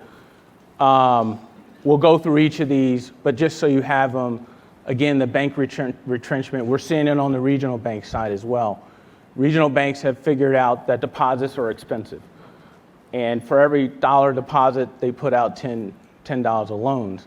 And so there is a focus now at the regional bank level to ensure that deposits stay in the bank. And there's a little bit less focus on lending on the middle market side and certainly on the real estate side, but on the middle market side, and we think that's an opportunity. And the way we like to do that is we partner with them. They've got commercial bankers all over the US, right? So how do we partner and leverage that commercial banking network to get the first call and the last call? And that's what we're spending our time with regional banks. The growth in private equity, I'll talk about on a later slide as to how that's benefiting private credit. Traditional buyers of loans are sidelined. like I said, there's really not a lot of liquidity in the public markets. The pricing in public markets doesn't necessarily reflect credit risk. It a lot of times reflects liquidity. So you have to be mindful that the marks in the public market aren't necessarily an indication of value or an opportunity. And then just limited competition in what we find in large cap lending, and I'll go over that a little bit as well.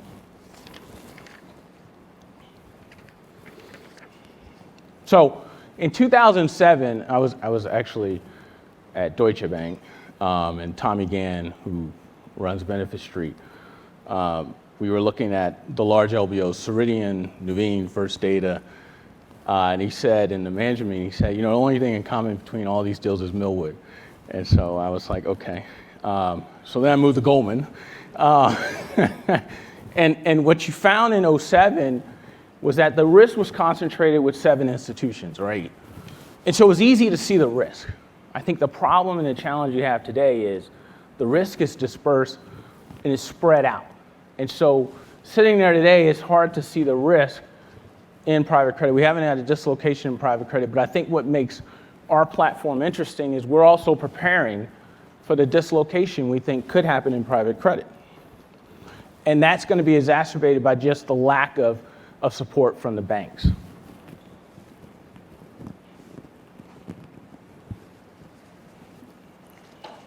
So private equity dry powder. The good thing about the dry powder is, number one, is there are deals that are being done today. They're better assets, they're better LTVs. We did a deal for a big sponsor. It had a 10% LTV on it, and the loan was priced at SOFR plus 650. Not bad. And with SOFR at 5+%, 11.5% on a 10% LTV loan, we'll do that all day long. But the other reason why the dry powder is helpful is because they're actually supporting their portfolio businesses.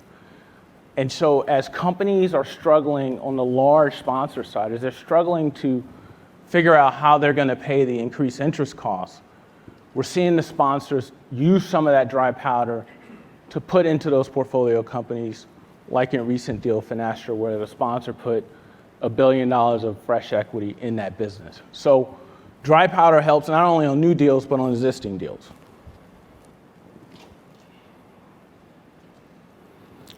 The big point on the public markets and the CLOs is that roughly 40% of CLOs are exiting their reinvestment period.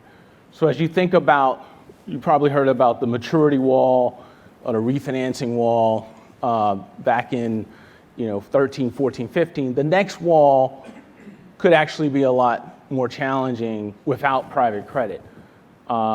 We saw this in a recent amend and extend that we took out of the public markets at Oaktree and funded the loan directly with the sponsor because the sponsor couldn't tell where it was going to ultimately end up, partly because 40% of the CLOs are ending their reinvestment period. And the other phenomenon you see is that those who've been in an asset for 3 or 4 or 5 years want to move on, and they want to redeploy that capital in a new, fresh situation. So we think the backdrop in the traditional buyer of large loans being sidelined will further augment private credit growth.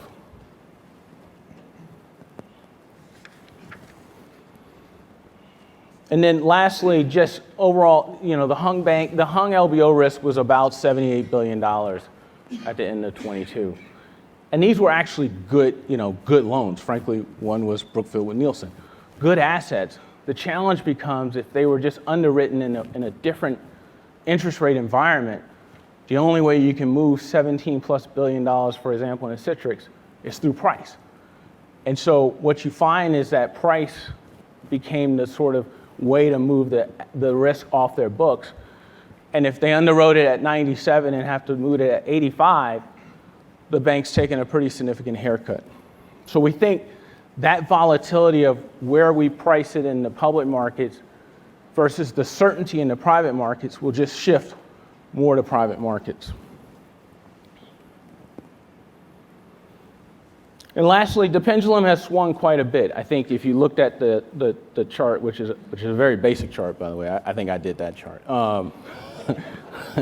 The banks were like 90%, and direct was like 10. And today, it's a little bit more balanced. But I think more importantly is, banks are partners, and we still rely on them for a lot of our deal flow. But there are very few managers out there with the platform and the scale, and frankly, the tenacity to put money to work when markets are choppy or dislocating. And like Howard said in the beginning, if I can make 12 or 13% on an asset and sleep better at night, that's on an unlevered basis, that's pretty interesting and very compelling. Another one of my slides. So what does it mean for private credit? Again, lower leverage, better LTVs, better pricing. And again, some of the pricing is just a function of where spreads are on interest rates. But like I said, when you have less capital available, risk tends to price wider because there's just fewer players. And then better terms. We recently did a deal, and it's a funny story. Delayed draws and revolvers almost got some of our competitors in 2020 during COVID because no one predicted that the sponsor would draw the whole revolver and take that cash down immediately. And so we're doing a deal with a sponsor. One of our competitors, and I may have referenced the letter, but was originally in that loan for a really big size. And that loan originally was priced at SOFR 500. Another sponsor wanted to add another asset and put another $500 million in that asset into the company. And so now you got $1 billion of equity in that business. We repriced the risk to SOFR 700. And there were sponsors said, Milwood, there's no delayed draw term loan. I said, yeah, I know. He said, well, we've never done a deal without a delayed draw term loan. I said, well, today's the day. And he said, well, why? I said, well, you're putting A and B together. If you don't integrate them, that's your issue. That should be your money to solve that. What delayed draw term loans, what sponsors are able to do with them, because you can pro forma pretty much whatever you want to get to using that delayed draw, it puts the pressure on the lender versus the sponsor to solve that issue. And so he said, because he's smart, he's a private equity firm, he said, well, let someone else fund it. Just put in a doc. And I said, so isn't that sort of the same thing? Now I just have no control over what happens. So we did that deal with no delayed draw term loan and no revolver. Because during the cycles where there is dislocation, we can actually get a better product for our investors.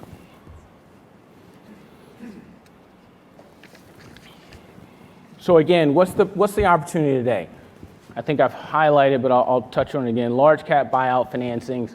Again, these are large sponsors putting up large checks, and we saw it with Emerson, Manios. There are a lot of recent LBOs where there's large sponsor checks going in those deals. Add-on financings.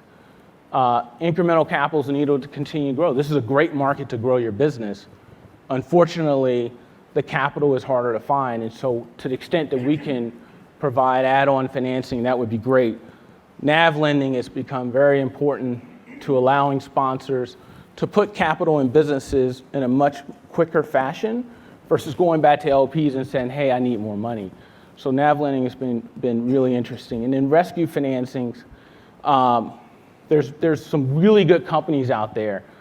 And if you go back to 2007, LIBOR was 5%. And the spread to LIBOR in most LBOs back then was only 250 basis points. So as interest rates declined, companies actually generated cash flow coming into the cycle in 2008. Today, SOFR is at 5%. And so what's happened is there's no flex. And no one predicted interest rates would go this high, and no one hedged. Whereas historically, 50% of floating rate debt was hedged. And then there's no covenants. So by the time something hits the wall, it's generally a bad outcome. So rescue financing is going to be interesting. And some competitors don't have that capability anymore because the last distress cycle, which Oaktree was in the middle of, was 16 years ago. So it's hard to convince LPs to keep giving you distress capital when there's not been a distress cycle for 16 plus years. And I think the other opportunity that's not on here is that some of our competitors weren't structured like Brookfield and Oaktree are structured. We're more hedge fund, and we've already bought 2 positions of significant size from competitors whose LPs were saying, wait a minute, you didn't tell me you were doing that. And the interesting thing is that the private equity firm doesn't want that to be sold to someone who's new to either that sponsor or the loan group, and so you limit the flexibility of that potential seller, and the price becomes made up. No different than the public markets. There's no liquidity in the private markets. We can actually create price and structure that really is advantageous for us.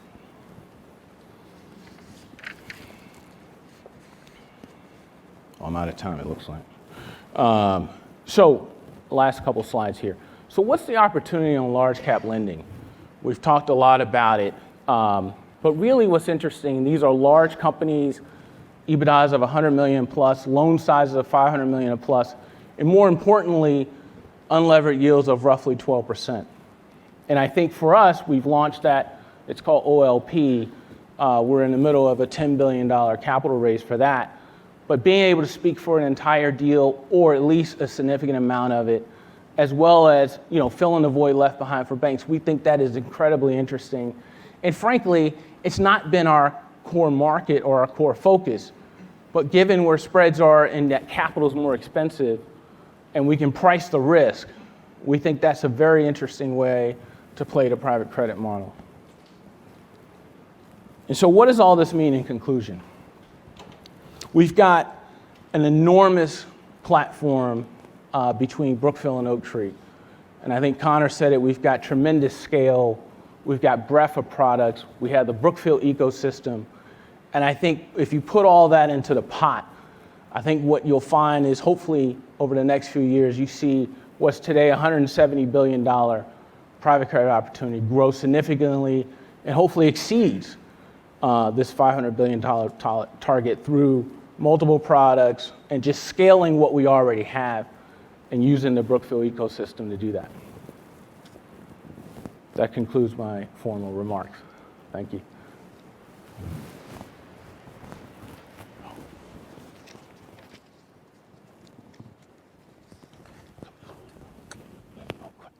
Thank you.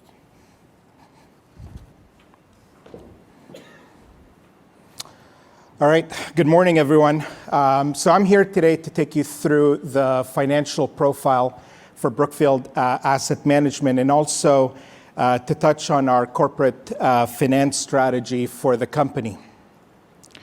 I'll start off by touching on what we said we would accomplish 5 years ago.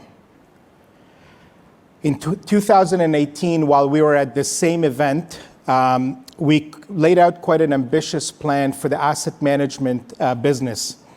We set out and presented a plan that had us nearly doubling our fee-bearing capital, or FBC, and taking that by a little bit over $100 billion to $245 billion by this time. In reality, we grew our FBC by over $300 billion over the last 5 years, more than tripling where we were at that time. Over that same period, we also beat on our targets for FRE that we set out also 5 years ago, as you can see from the slide. So how did we do all of that? We did it by executing very well on the following 3 pillars that I'll discuss. First, we launched new business lines and new strategies that were complementary to our existing platform. A couple of examples of that would be the launch of our transition strategy in 2021, in addition to the insurance solutions business that we formed also in 2021 on the back of Brookfield Corporation building a dedicated reinsurance vehicle.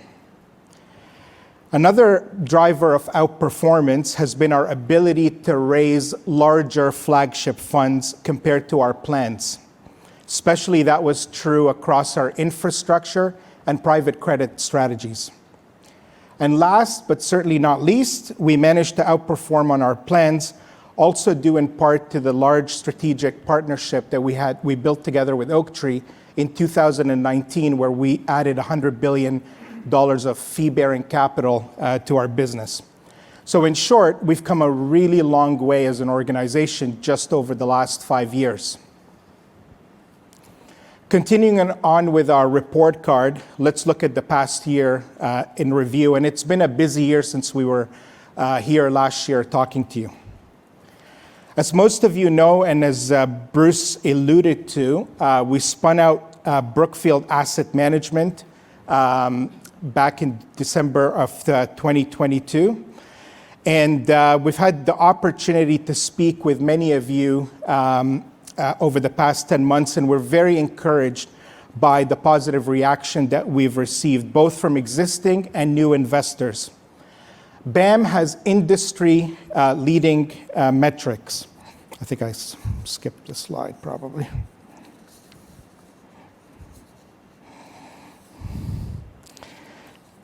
I'll go back to, so we spun out BAM to simplify our narrative and to make us more comparable to our direct peers in the space. And we now have a very simple story to tell investors, focusing our investors on a business that's anchored around stable, predictable, and sticky fee streams that are derived from long-dated or permanent capital pools of capital. And we've also put in place a dedicated management team to oversee the day-to-day operations of the asset management business. Bruce touched on this also earlier in his remarks, but we'll be looking to replicate the outstanding success that we've had as an organization growing our infrastructure, real estate, private equity, and real estate business.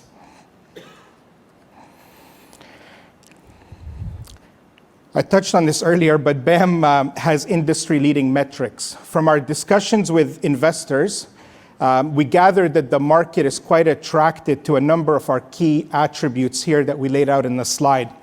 Some of you may be newer to the story, so maybe I'll summarize them as follows. First, our cash flows are highly predictable and very stable. I can't emphasize this point enough. 100% of our distributable earnings, and that's our proxy for the cash that's available for distribution that we generate in the business, is derived from these fee streams that we get from these long-dated or permanent capital pools of capital. Second, we operate with industry-leading margins. Third, we have a strong balance sheet that has no debt on it and $3 billion of cash and equivalents. And lastly, we have an attractive dividend policy. We set out our payout ratio to be about 90% plus of our distributable earnings, and that should grow quite meaningfully over the planned period, and I'll touch on our growth rates potentially in our dividend later on in my remarks. 2023 has also been a good year from a financial results perspective. We posted a 12% increase in our fee-bearing capital during a time of great volatility in the market, with all 5 of our operating groups achieving great growth in their fee-bearing numbers. And that has enabled us to drive strong earnings growth over the past 12 months. To briefly recap, fee revenues grew to $4.3 billion. That's an increase of 15% compared to the last 12 months. Fee-related earnings grew by 16% to $2.2 billion. And we've also taken our distributable earnings to $2.2 billion, and that's an increase of 14%.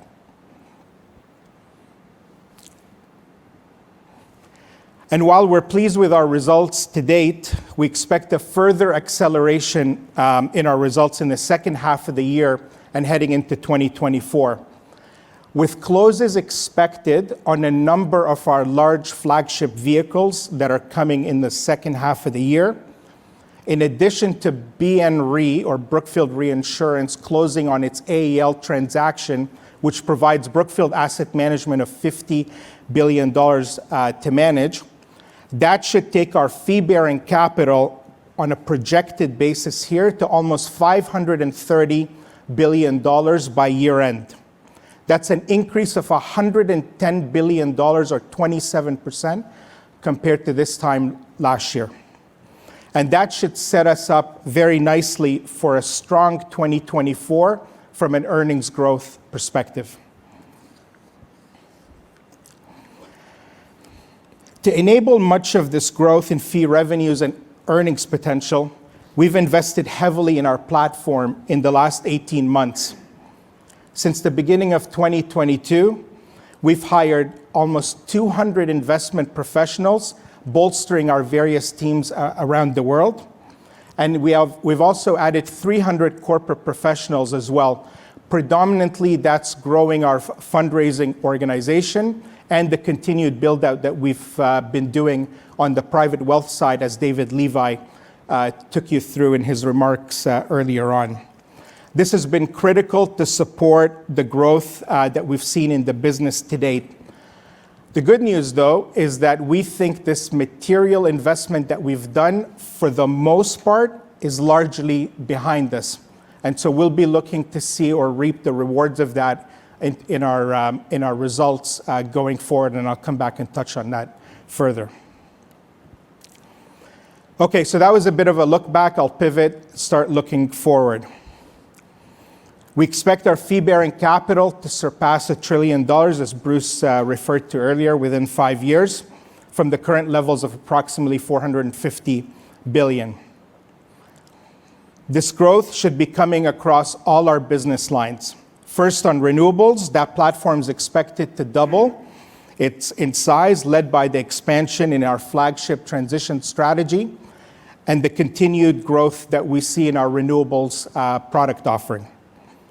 Second, in infrastructure, we expect to see also very strong rates of growth there, driven by our flagship fund that still has a great runway ahead of it, in addition to a number of complementary strategies that we manage in that group that should be growing at a very strong rate going forward. Private equity and real estate are also expected to see good growth rates across the various strategies that they manage. And then you see credit and insurance solutions by far will be the biggest driver of our fee-bearing capital going forward. Milwood did a nice job outlining to you the private credit opportunity set that's in front of us today. And that, coupled with the growth of our insurance vehicle, sets us up really nicely, especially as that platform has been, for the most part, set up and in place. And now we should see the great growth trajectory for that business going forward. This slide here shows the breakdown of our fee-bearing capital by capital sources. The punchline from this slide is that we expect to be operating with fee-generating capital base that's 90% derived from long-dated or permanent pools of capital. This 90% metric compares very favorably to where we're at today, which is about 85%. And this is, again, very additive to our company-wide story on cash flow predictability and stability.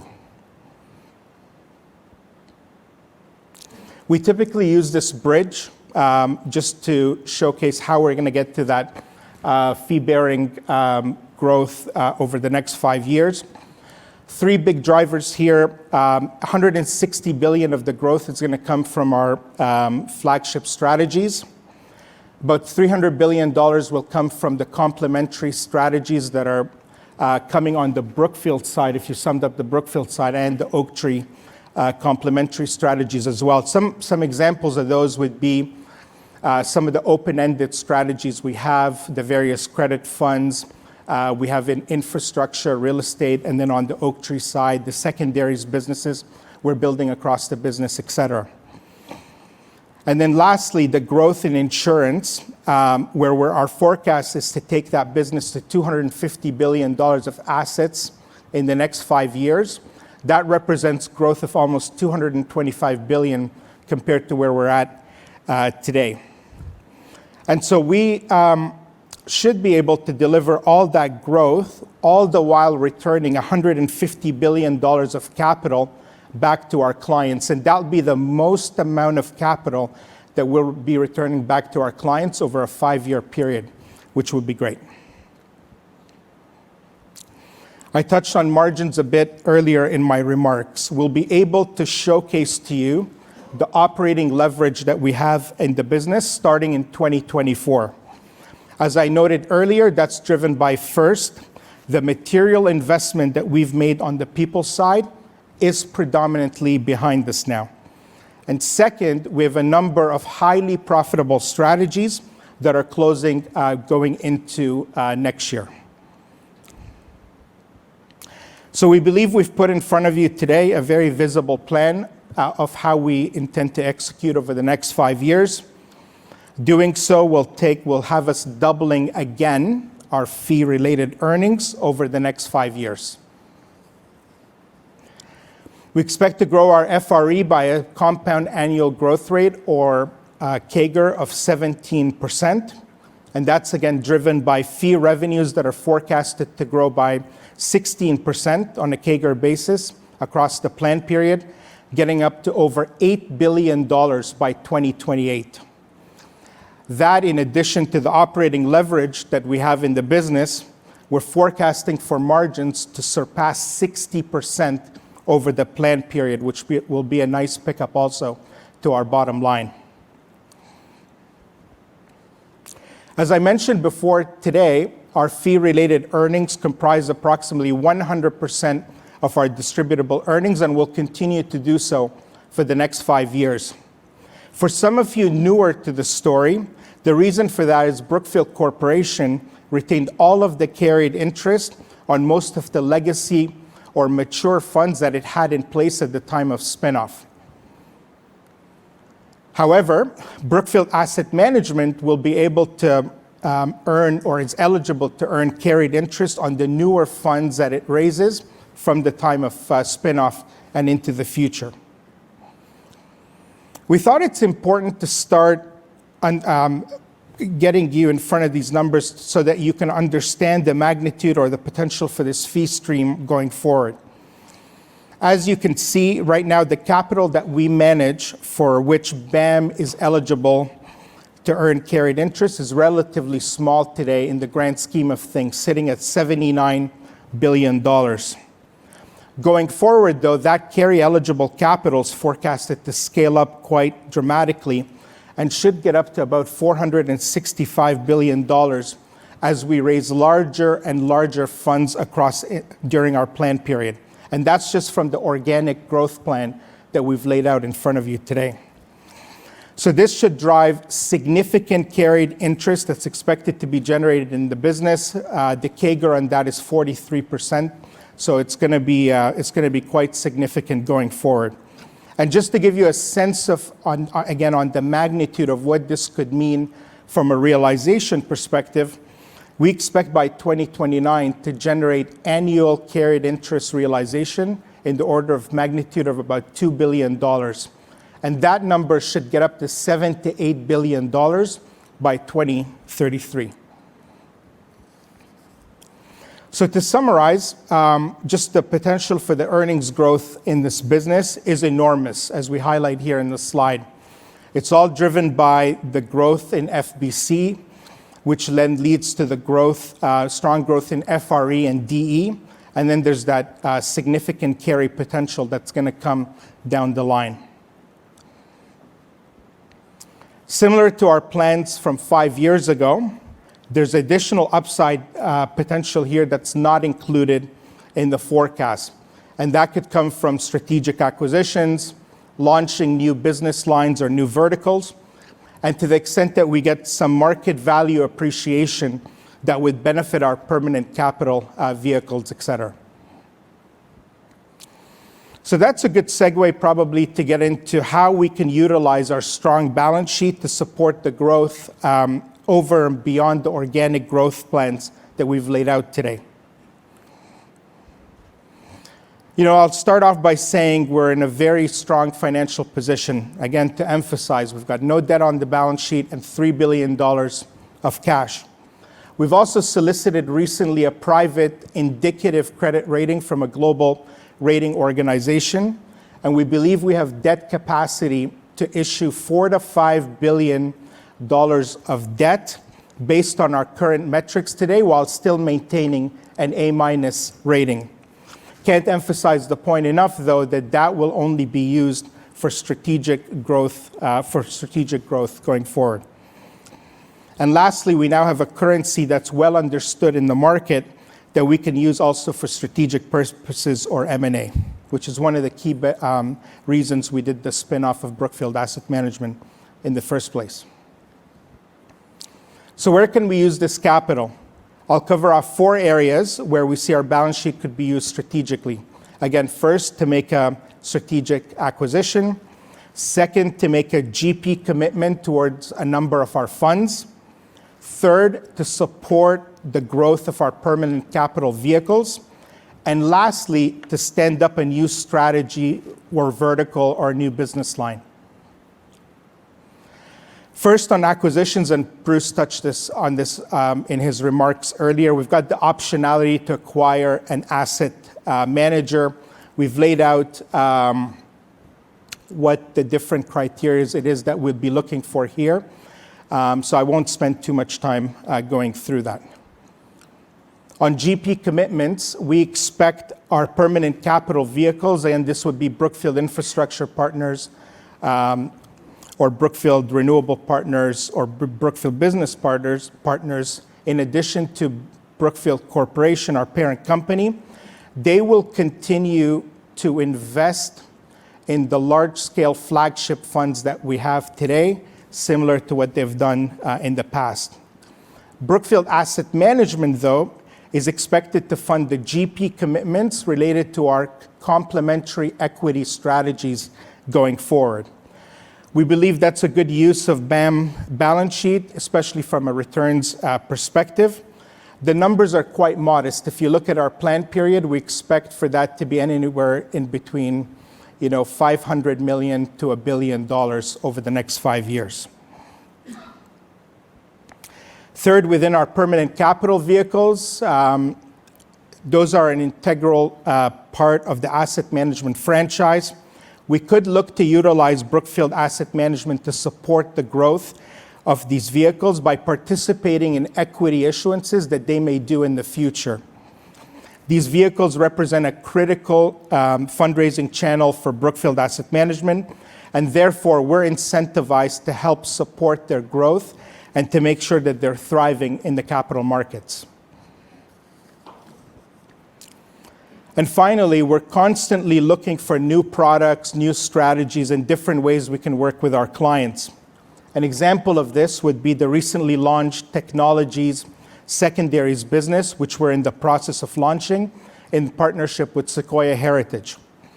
We could look to utilize the Brookfield Asset Management balance sheet to help stand up these new verticals or business lines, whether it's for providing them with working capital to get the strategies up and running, or to make an initial investment in these funds that might be larger out of the gate, just so we can show support and right alignment side by side with our clients. Typically speaking, these would have strong returns associated with them. In the case of this technology secondaries fund, these could be returns that exceed 20% on the capital that we would put in, which would be very attractive for us. Putting all these pieces together, we expect that our FRE will continue to represent essentially all of the distributable earnings that we expect to generate over the next 5 years. In fact, just doing the numbers, in 2028, it represents 96% of our total distributable earnings. Our DE is further bolstered by early contributions coming from some realized carried interest that we expect to have by the latter part of the plan period, in addition to investment income from the modest investments that we expect to make. Cash taxes are expected to be 16 to 19% over the period. And so with all of that combined, we anticipate our DE will get from $2.2 billion today to a bit over $5 billion by 2028. And that's an annualized compound growth rate of 18% over the plan period. And we are committed to returning most of that capital back to you as owners of the business. Most of that will be in the form of a dividend. And given, again, the strong growth rates that I just talked about in our distributable earnings, that could imply dividend growth rates in the magnitude of 15 to 20% on a per annum basis for the planned period.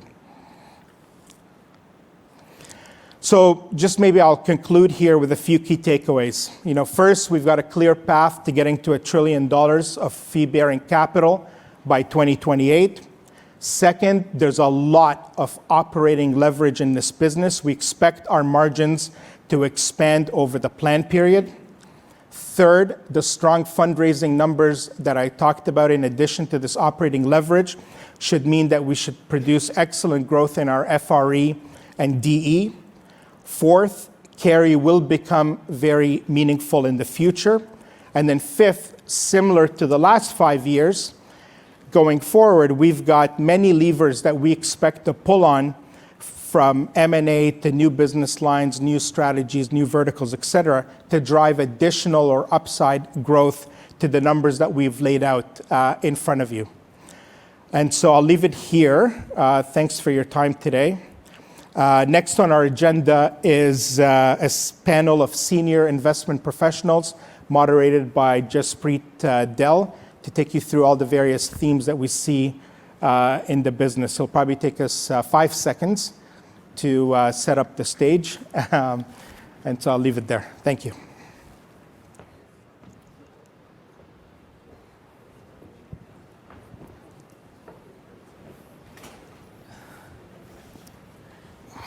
Good afternoon, everyone. I'm Jaspreet Dehl. I'm the CFO of our private equity group here at Brookfield. And I'd like to welcome everyone to our discussion on global investment themes. Bruce highlighted the fact that we've been one of the most active asset managers this year, with over $50 billion in announced transactions. And it's my pleasure to be joined by my colleagues who make a lot of that magic happen. We have representation from across the different sectors where we're active, as well as the regions where we invest.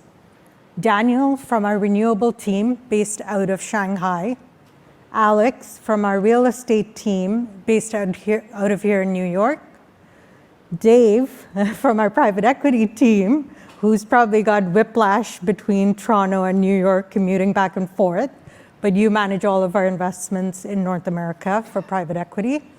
And Caroline from our infrastructure team based out of Houston. So thank you guys for joining, and ladies for joining. Maybe Daniel, we'll start with you. The renewable team has been incredibly active this year.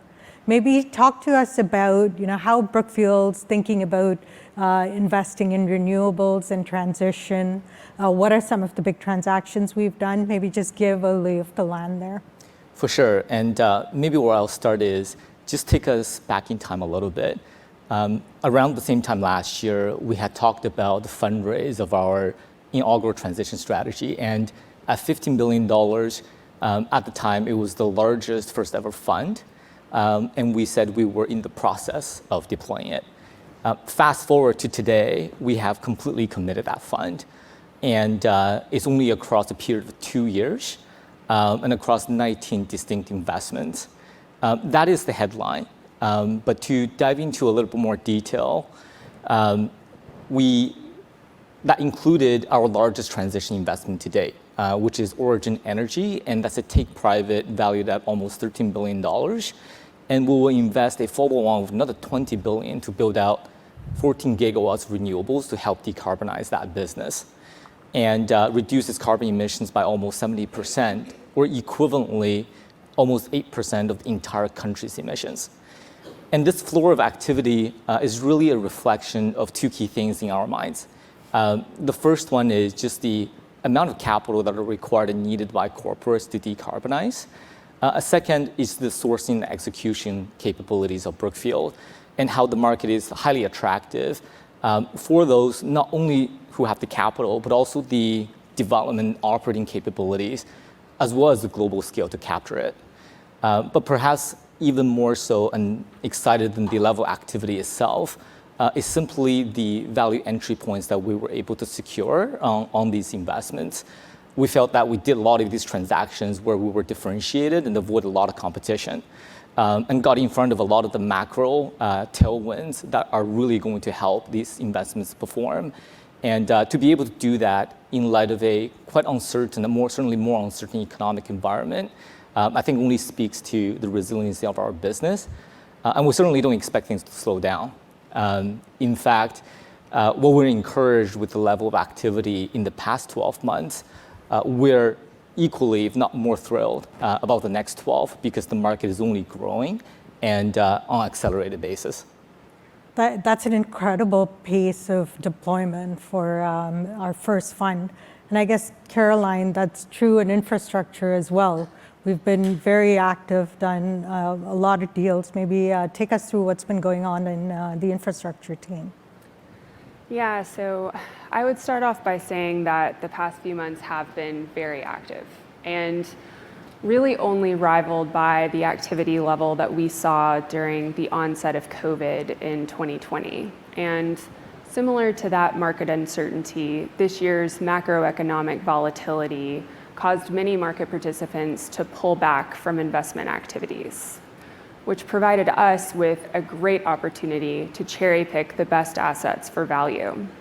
And through that, we were able to commit $19 billion of infrastructure capital across the BIF series of funds, our super core strategy, and our credit platform. So within BIF 5, we saw this opportunity through take privates and joint ventures primarily, but across all of the 3D investment themes that Bruce discussed earlier. And now we've committed roughly 40% of BIF 5. So within those investment themes, first within digitalization, we acquired a joint venture carve-out of a large telecom tower portfolio in Europe called DFMG. We also acquired a carve-out of a leading hyperscale data center platform, also in Europe, called Data4. And we acquired a leading hyperscale data center platform in North America called Compass. And then in deglobalization, we acquired Triton, the largest owner and lessor of intermodal containers in the world, through a take private. And that followed our semiconductor joint venture with Intel last year. And then in decarbonization, we acquired a commercial renewables business from Duke Energy. So all of that was within BIF 5. Our super core strategy was able to increase its stake to co-control in its carve-out joint venture with First Energy, a premier FERC-regulated transmission utility. And this investment will be utilized to modernize the grid for a low-carbon future. And then finally, our credit platform saw significant opportunity. We were able to deploy over $3 billion across 13 new investments, which actually exceeds the previous 6 years combined. Wow. So that's a lot of activity. And Bruce highlighted the fact that we're very collaborative here at Brookfield, but we're also always up for a little friendly competition. So Alex, what's real estate been up to? Yeah, our peers have set a very high bar for us to aspire to over the last 12 months. We've committed about $4 billion of equity across our global property business. But I'm going to focus in particular on our logistics business, where we've been particularly active. And it's a sector that continues to benefit from some growing demand trends due to e-commerce penetration, but also some of the shifting supply chain dynamics that our infrastructure colleagues are also taking advantage of. Overall in the US, vacancy is below 5%. Rents grew about 9% year over year. And it's amidst that very healthy operating backdrop that our team has been active, acquiring new properties to develop, redevelop, and then pursuing leasing value add plans. The important part is that we're able to do this with our operating teams that are operating on the ground and aggregating single assets or portfolios, often off market ways from even distressed or stressed sellers. And over the last 12 months, we've committed to about 13 million square feet of acquisitions and new developments. And we have the confidence to remain active in this kind of environment because we're one of the largest global property owners. So we just have tremendous access to data. So within our existing portfolio, we saw that we're leasing 7 million square feet over that same time period at rents that are about 30% above those we underwrote at the time. We've also been very active on the financing side. We've been out to a diverse group of lenders who are willing to lend money to experienced sponsors with high quality properties. Over the last 12-month period, been pretty active, but two I'll highlight in general. One is our £600 million financing of our UK hospitality park business. It's a very strong business that relies on local leisure demand, drive-to leisure demand, and a relatively healthy consumer locally. We also did a $1.4 billion Australian financing for our senior living business that benefits from some very healthy demographic trends in Australia. So overall, we're seeing a lot of appetite for lending to experienced sponsors like us who have high quality properties. And what we're really taking advantage of is this disconnect between some negative market sentiment, but day to day, we're seeing fantastic operating results within our business. The vast majority of our properties are achieving record rents and very strong demand. And that's a really exciting environment for us to make new acquisitions in. That's great. And you touched on financings, and Connor touched on financings within private equity. Maybe Dave, I know we've been very busy on that front. So maybe just tell us about some of the activity there, the acquisition front. What's the PE group been up to? Yeah, Jaspreet's laughing because she had quite the busy summer.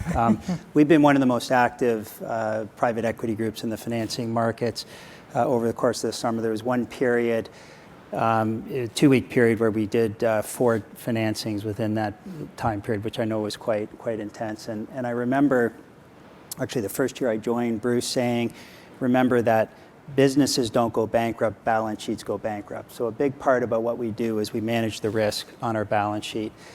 And when we're doing our financings, it's much more than just executing on the deal. We want to optimize the financings. And what I mean by that is we want to ensure that we get the best pricing, but also get the most flexible and favorable terms that are possible. And through the activity we've done, we've been able to do that, which is different than a lot of our peers who often have to make a choice between pricing and terms. And I think part of the reason why we're able to do this, maybe give you 3 answers to that. One is the high quality nature of our businesses. They lend themselves quite favorably to financings. The second is we have a dedicated capital markets team that gives us the subject matter expertise. But more than just knowing market terms, what they're able to do is actually have a window on when they think the markets might be available. And as you know, the markets are incredibly fickle, and sometimes being ready to go and to hit those windows is as important as anything in a successful financing. And then the third point is the differentiated access to capital, and that comes through the partnerships we have with a lot of banks. Many of the key relationships in the audience here today, they've supported our business over the years, especially during the difficult times, and hopefully they see respect for the markets and the partnership that we have. Yeah, and respect for capital is always high on that list, whether we're dealing with our banking partners or our LPs, and I think there's a recognition of Brookfield around that. And maybe on the acquisition front, it's been an interesting environment for private equity investing. What's been active on the acquisition front for us? Yeah, it's been a volatile environment. We've been busy on the BSI strategy, which is our tailored financing in non-control situation strategy. We do things like converts and prefs with warrants. They've been quite busy. They've closed on the Sonobello transaction. They're actively in the market fundraising, which is a well-received strategy in this climate. In the BCP side, we did a series of add-on acquisitions in Dexco and Modulaire. We closed on Nielsen as well as Trimco. We announced the Magnati and Network International transaction, which is quite an exciting one for us. And then we onboarded Scientific Games and CDK, which were high-quality businesses that we were able to buy for value. And not that I want to monopolize and only talk about private equity, but I got one more question here for you. You've used the word high quality a few times as you've been talking. And when you hear high quality, you typically think that must be expensive. The heart of it, we're value investors. So how are we able to buy these high quality businesses at value or good value? And then how do you take a high quality business and make our targeted returns? So you're getting insights to the tough questions we get from Jaspreet when we go ask her for capital.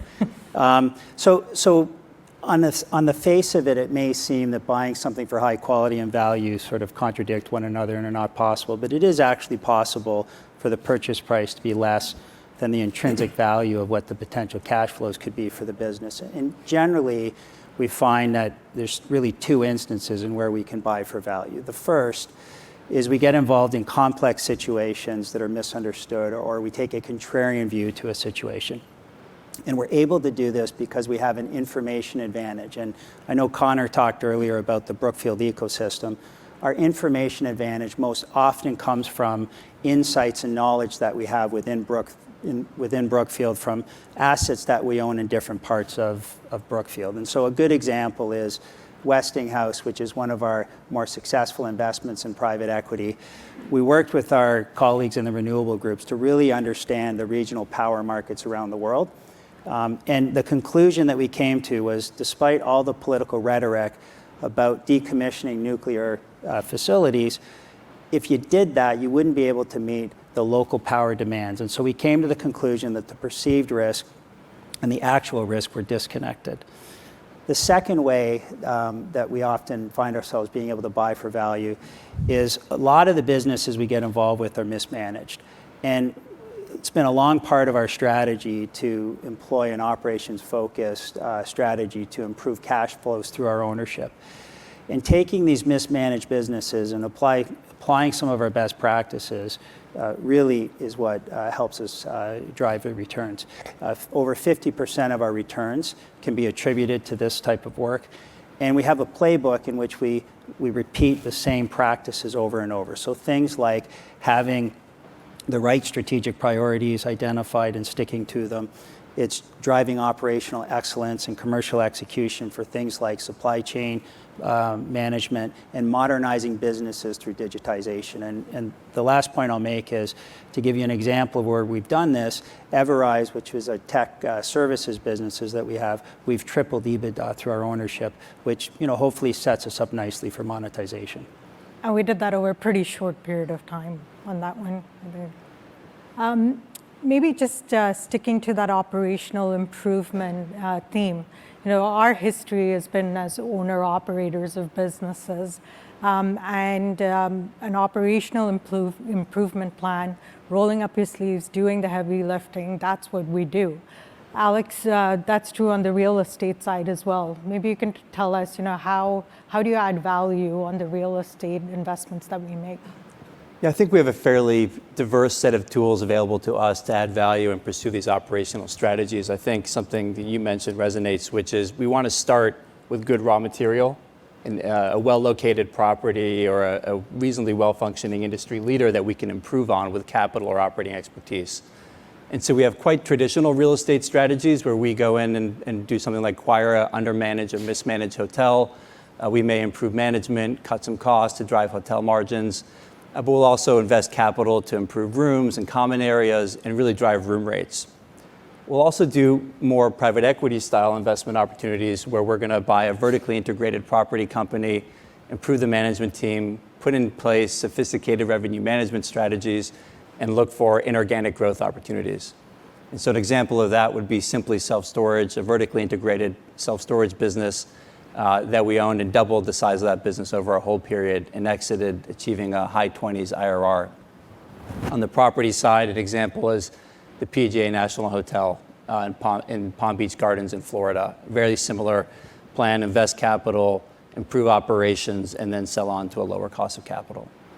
And the important point is no matter what we do, we're focusing on operational improvements and using our operating colleagues across Brookfield Properties. So we have about 30,000 colleagues who are working day to day across 4 continents and touching almost every property type. Many of our peers outsource that work to third parties. That's a real differentiating factor for us, and it means we have greater access to real-time data, and we can create better financial alignment with the people that are doing the work day to day. It's our sincere belief that particularly in this environment, returns are going to come from growing operating cash flow and improving earnings, not just acquiring assets and financing them cheaply. And we have the people and a plan to effectuate those business plans. So you alluded to kind of the current environment, and I'd be remiss if I didn't follow that up and ask, like, does any of that change today, given kind of the interest rate environment, the inflationary environment, some of the macro factors that we're seeing? High inflation and high rates have had a relatively uneven impact upon the global property sector, and that includes some legacy hangovers from the pandemic. But I would say one thing that applies to every single asset type, regardless of its location and regardless of the continent it's on or the type of asset, is really that higher quality properties that are well located are really outperforming in this cycle. And historically, those are the kind of properties that we're focused on. The other thing that we're seeing happen is those high quality properties, they can really drive revenue in excess of inflation. So our US full service hotels increased their rates by about 18% over the last 12 months. Our US multifamily properties increased rents by about 7% over the last 12 months. The other thing we're seeing is in high inflation is flowing through to construction costs. So that's increasing replacement costs. It's making our existing holdings more valuable, but it's also setting up for a really attractive future environment where we're going to have less supply to be competitive with this next fund vintage. And obviously higher rates also mean higher borrowing costs. And in particular, I'll say for groups that don't have a sophisticated capital markets in-house teams and aren't as thoughtful about their capital structure or prudent, that's going to create a tremendous opportunity for us. And it's one of the reasons where they're most excited about the potential for this fund vintage for Brookfield. Did you say we increased our hotel rents by 18%? Over the last 12 months. Yeah, I think that explains some people have a lot. noticed. Yes. Yeah. But I'm glad to see it's going to a good cause. Daniel, just on that, in the renewables investments that we've been making with the rates and inflation, has that changed your return expectations or how you're thinking about the investments that you're making? I would say it hasn't changed the way that we invest, but it certainly has validated and reinforced it. We always look to make investments where we can de-risk upfront. And we typically try to do that by leaning into our platform capabilities, by securing cash flows and underpinning them on long-term contracted basis that are indexed to inflation, and also taking a very prudent approach to leverage, using investment-grade debt that are with fixed interest rate, long duration in nature, and also non-recourse, and also leaving a lot of liquidity on our balance sheet. And a great example of this really lies in our development activities globally. Brookfield Renewable is one of the largest developers of renewable assets around the world, and we're actively advancing about over 130 gigawatts of assets. And every single market and every single project is a little bit different. The one constant for us is we don't build on spec. We try to lock in as many variables upfront as we can. Examples include CapEx, where we engage a very credible EPC under a full wrap basis, revenues under long-term contracts that moves with inflation, fixing the O&M costs, fixing the financing costs. If we do all of that and incorporate the higher interest rates and the higher CapEx costs because of inflation recently into our underwriting, inflation doesn't actually impact our returns all that much. And maybe there are three other observations from that approach that I'll just quickly touch on. The first is a large chunk of our returns is all fixed up front, and what that provides us is a very stable and visible set of path to that return, and that allows us to invest really through the cycle at the same risk-adjusted returns without having it tied to the natural and inevitable swings of the economy. The second is because of that liquidity and prudent and robust balance sheet, we can remain active in capital deployment, even in a down cycle, and that gives rise to opportunities to actually invest at higher risk-adjusted returns. And with respect to our existing investments, we're actually seeing our equity cash flows rise in inflationary environment because of the dynamics of rising revenues and fixed operating and financing costs. And so our business continues to perform really well under the current macroeconomic environment, and we certainly have seen that come through across our portfolio globally in the past couple of years. So inflation's accretive to EBITDA. Absolutely. That's great. It's the type of businesses we like. Maybe Caroline, just shifting to infrastructure, there's no doubt that there's going to be a massive build out on the data side to support AI, 5G. We've also seen a lot of the supply chains being reconstructed in the current environment. And Bruce highlighted this earlier, but Brookfield is kind of at the epicenter of the themes of digitalization and deglobalization. And I'd say the infrastructure team is thick in the trend. You've specifically worked on a couple of deals, the Intel deal, the Triton deal, which are both on the same theme. So maybe you can tell us about those deals. How did we source them? What was the value add there? Yeah, so I'll start with deglobalization. And within this theme, we're really seeing two trends. The first being onshoring or nearshoring of critically strategic imports, such as semiconductors, EVs, or biomedical. And that's exactly what we saw in our partnership with Intel. The second trend is the diversification of global supply for consumer goods that are viewed as discretionary or non-strategic. So this could be furniture or toys or clothes. And this decentralization of global trade is actually resulting in more globalization as goods are traveling longer distances. And that supports our recent investment in Triton, as more containers will be required to meet the same demand. So we continue to see great opportunity in onshoring, but we also see opportunity to build out new infrastructure in these diversifying markets across the globe. So between these two sub-themes, we see a wide array of large-scale investment opportunity in deglobalization. So then next, to your point on digitalization, the exponential increase in data consumption has driven the need for significant capital in recent years. And that largely started with the migration to the cloud. But now, with the rise of generative AI, we're seeing another step change in data consumption. And now, with our acquisitions of Compass and Data4, we are one of the largest hyperscale data center developers in the world. And this step change will create tailwinds for our business. We continue to see fundamentals improving with longer contract durations at higher rates. And additionally, with this scale, we'll better understand customer demand across the globe. So interestingly, despite that backdrop, we actually have seen less competitive tension in data.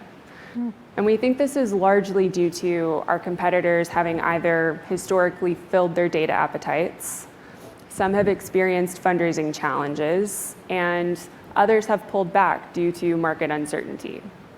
All of which provides a great opportunity for us and definitely explains our heightened activity in recent months. Right. And heightened activity and growth are always exciting. David, we've been spending a lot of time in private equity developing capability and the more nascent investment opportunities for us. Maybe tell the audience a little bit about what we've been up to there. Sure. So we've widened our aperture a bit and tried to look for logical extensions of our strategy being high-quality businesses for value where we can drive improvements in cash flow through the operations. And two of the areas that we're spending a lot of time are technology and healthcare.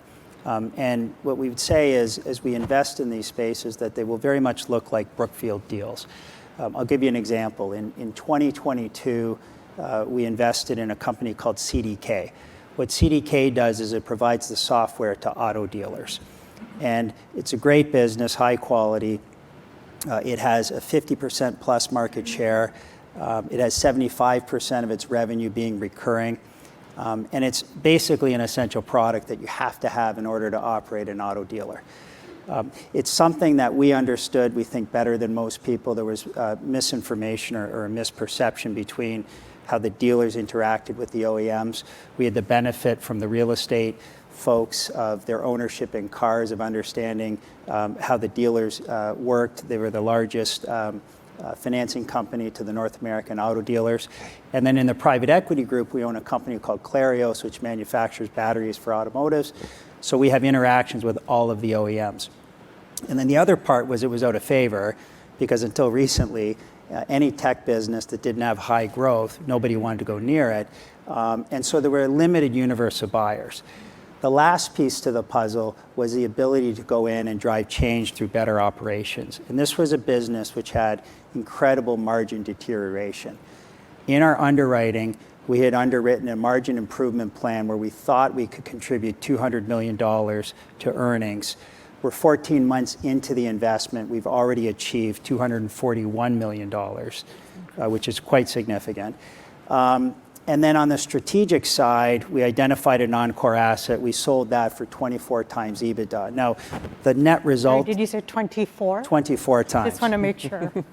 The net result of that is the buy-in value is 13 times EBITDA. You take that down to 8 times. We are carrying it at 1.4 times multiple of capital, but we're reasonably confident we have a line of sight to a return that could be north of 4 times multiple of capital. And it's just an example of what we've done in the technology side, and you should expect to see the same type of investment as we looked at things in healthcare. So 4 times. I think Is not the here's new norm. calculating the carry that BAM's going to be generating on that. And so just maybe shifting gears to carry generation, because who doesn't like that? On the monetization front, we've monetized about $15 billion worth of investments this year. And Alex, the real estate team has been quite active. The infrastructure team has been active. Maybe tell us a little bit about the Indian portfolio that we sold, the UK housing, student housing business that you sold. Tell us about the investment and the incredible returns you generated for your fund investors. Yeah, so those are 2 large exits over the last 12 months, starting with the Indian property portfolio. This was a combination of assets from 2 of our opportunistic funds and a total portfolio value of about $1.4 billion US that we sold. The first set of assets were the final assets of a distressed portfolio investment that was extremely successful for us, generating almost 4 times equity multiple. And in that business, over our whole period, we doubled the size of it to about 16 million square feet, and we leased about 60% of that space during our entire hold period. The second set of assets were the stabilized assets where we had completed our business plans out of a larger 22 property portfolio with about 7 million square feet. So because we had completed our business plans, we monetized those assets. We're still working the remainder of the portfolio, and we're projecting more than a 20 IRR on the overall balance of it. Those are great exits for us in India. We had completed our business plans, but I will say we're still long-term believers in that market, and we'll be looking to grow opportunistically there. Shifting to Europe as well, in the UK in particular, we sold our UK student accommodation business named Student Roost. To your point, we returned about $2 billion of capital to fund investors on that exit. And the business plan evolution really speaks to what we can do operationally, globally. At acquisition, we bought 13 properties. They were all externally managed by the previous sponsor. And over our whole period, we internalized operations and created a vertically integrated student accommodation business: properties, operations, leasing, property management. We grew it from 13 properties to 56. We had a few ongoing developments, and then we ended up with 23,000 beds next to the UK's top universities. So a fairly scaled business, exits in UK and India, and I think that shows that there's still a tremendous demand for high-quality properties and assets globally. That's great. Maybe Caroline, just really quickly on our New Zealand deal.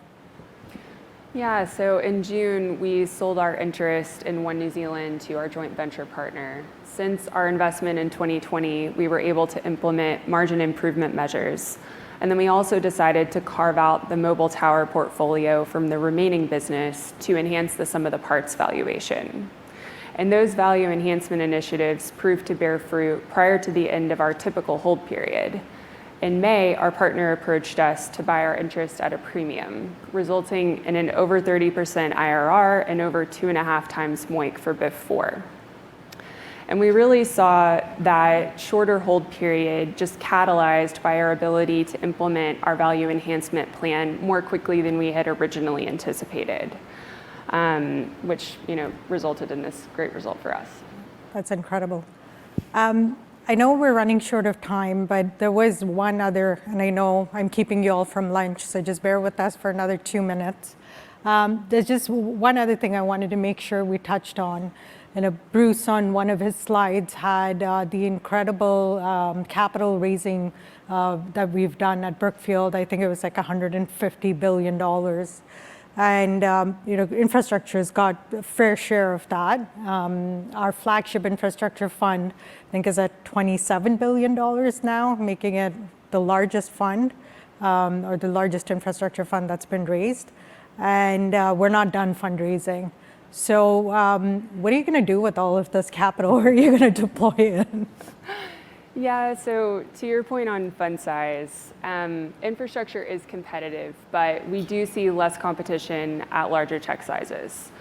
And more to the point, while we have seen fund sizes continue to increase, in parallel, we've seen the opportunity set exponentially expand. So let's not forget that just a few years ago, infrastructure was largely considered to be just toll roads and utilities. But now, with the onset of themes like digitalization and deglobalization, we're seeing significant infrastructure capital needed for things like towers, data centers, semiconductors, supply chains, et cetera. And in addition, we have clients looking to increase their allocations to infrastructure, and these larger fund sizes provide that opportunity.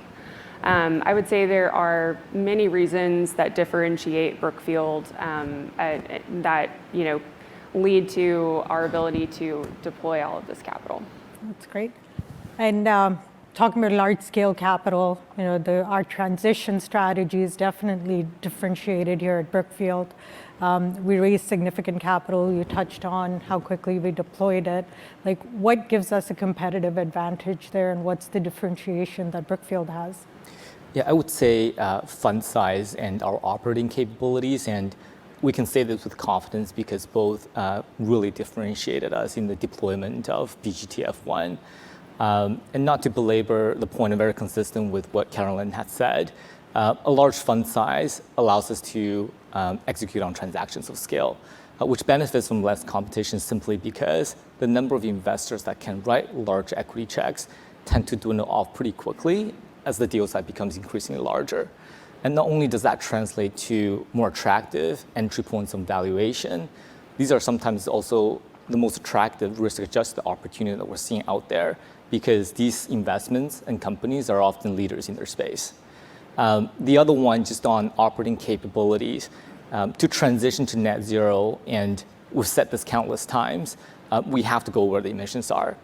And if we trace them back to their source, more than 75% comes from the energy and power generation sectors. And what is the most proven, mature, and cost-effective way to produce electricity with limited to no carbon today is renewables.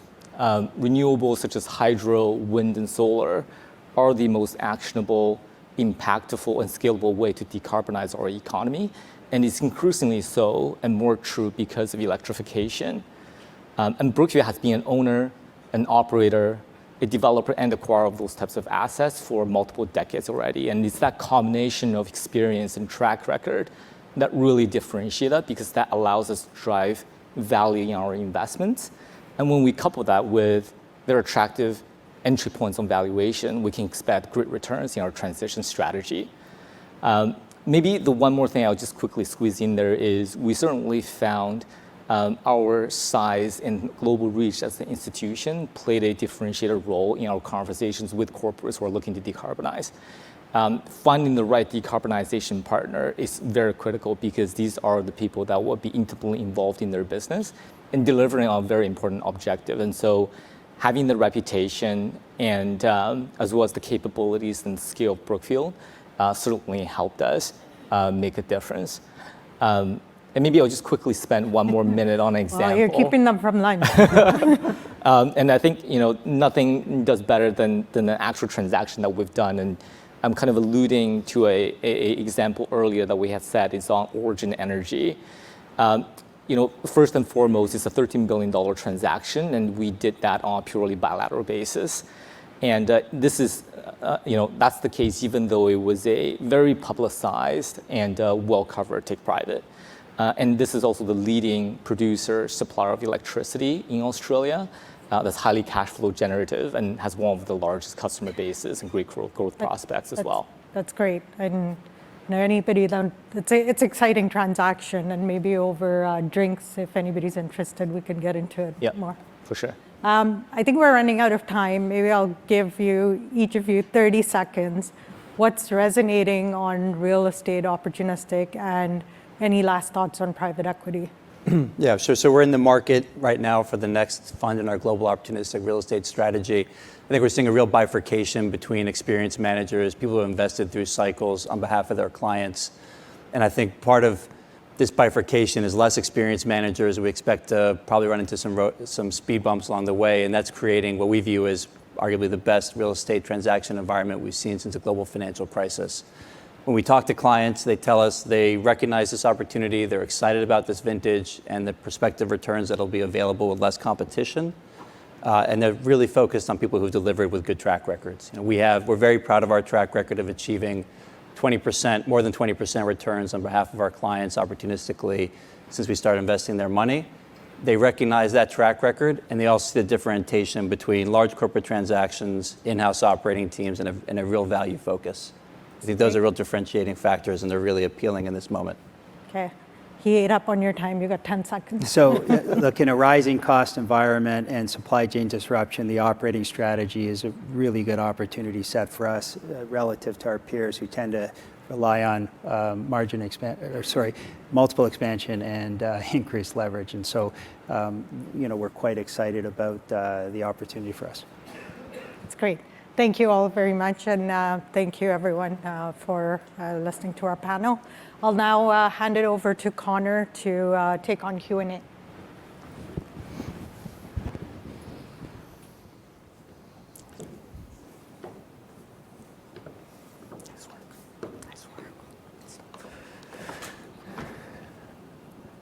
Great.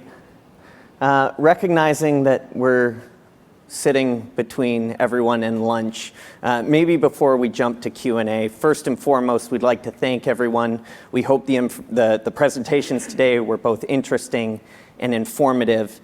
And maybe before we jump to Q&A, we'll just leave everyone with 5 takeaways. First and foremost, the Brookfield ecosystem is a significant competitive advantage that is going to continue to be a differentiator for us going forward.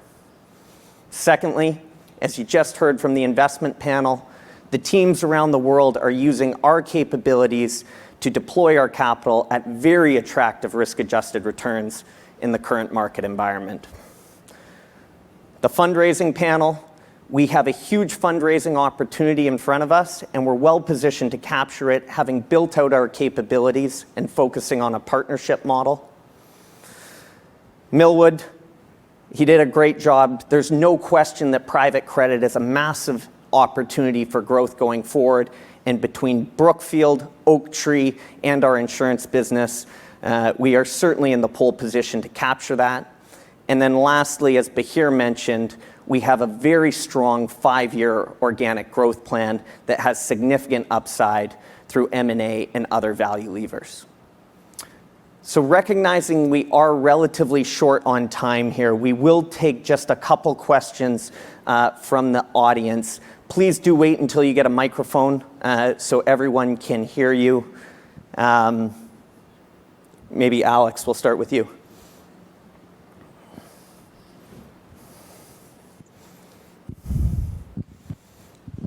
Thanks, appreciate it. Alex Blostein from Goldman Sachs.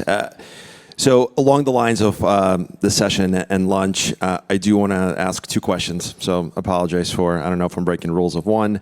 I guess first on credit, and obviously we spent a lot of time in the last couple of months talking about all the tailwinds in the space. You talked about significant opportunities to invest. For many folks in this room who know Oaktree, it's predominantly been a distressed manager, and I know you've been adding capabilities there. So maybe help us just kind of mark to market where Oaktree's capabilities are today, with respect to direct lending and with respect to asset-backed finance.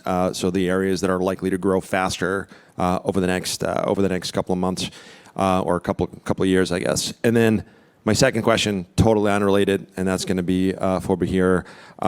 Appreciate the comments around FRE margins, and you kind of highlighted north of 60% as part of your plan.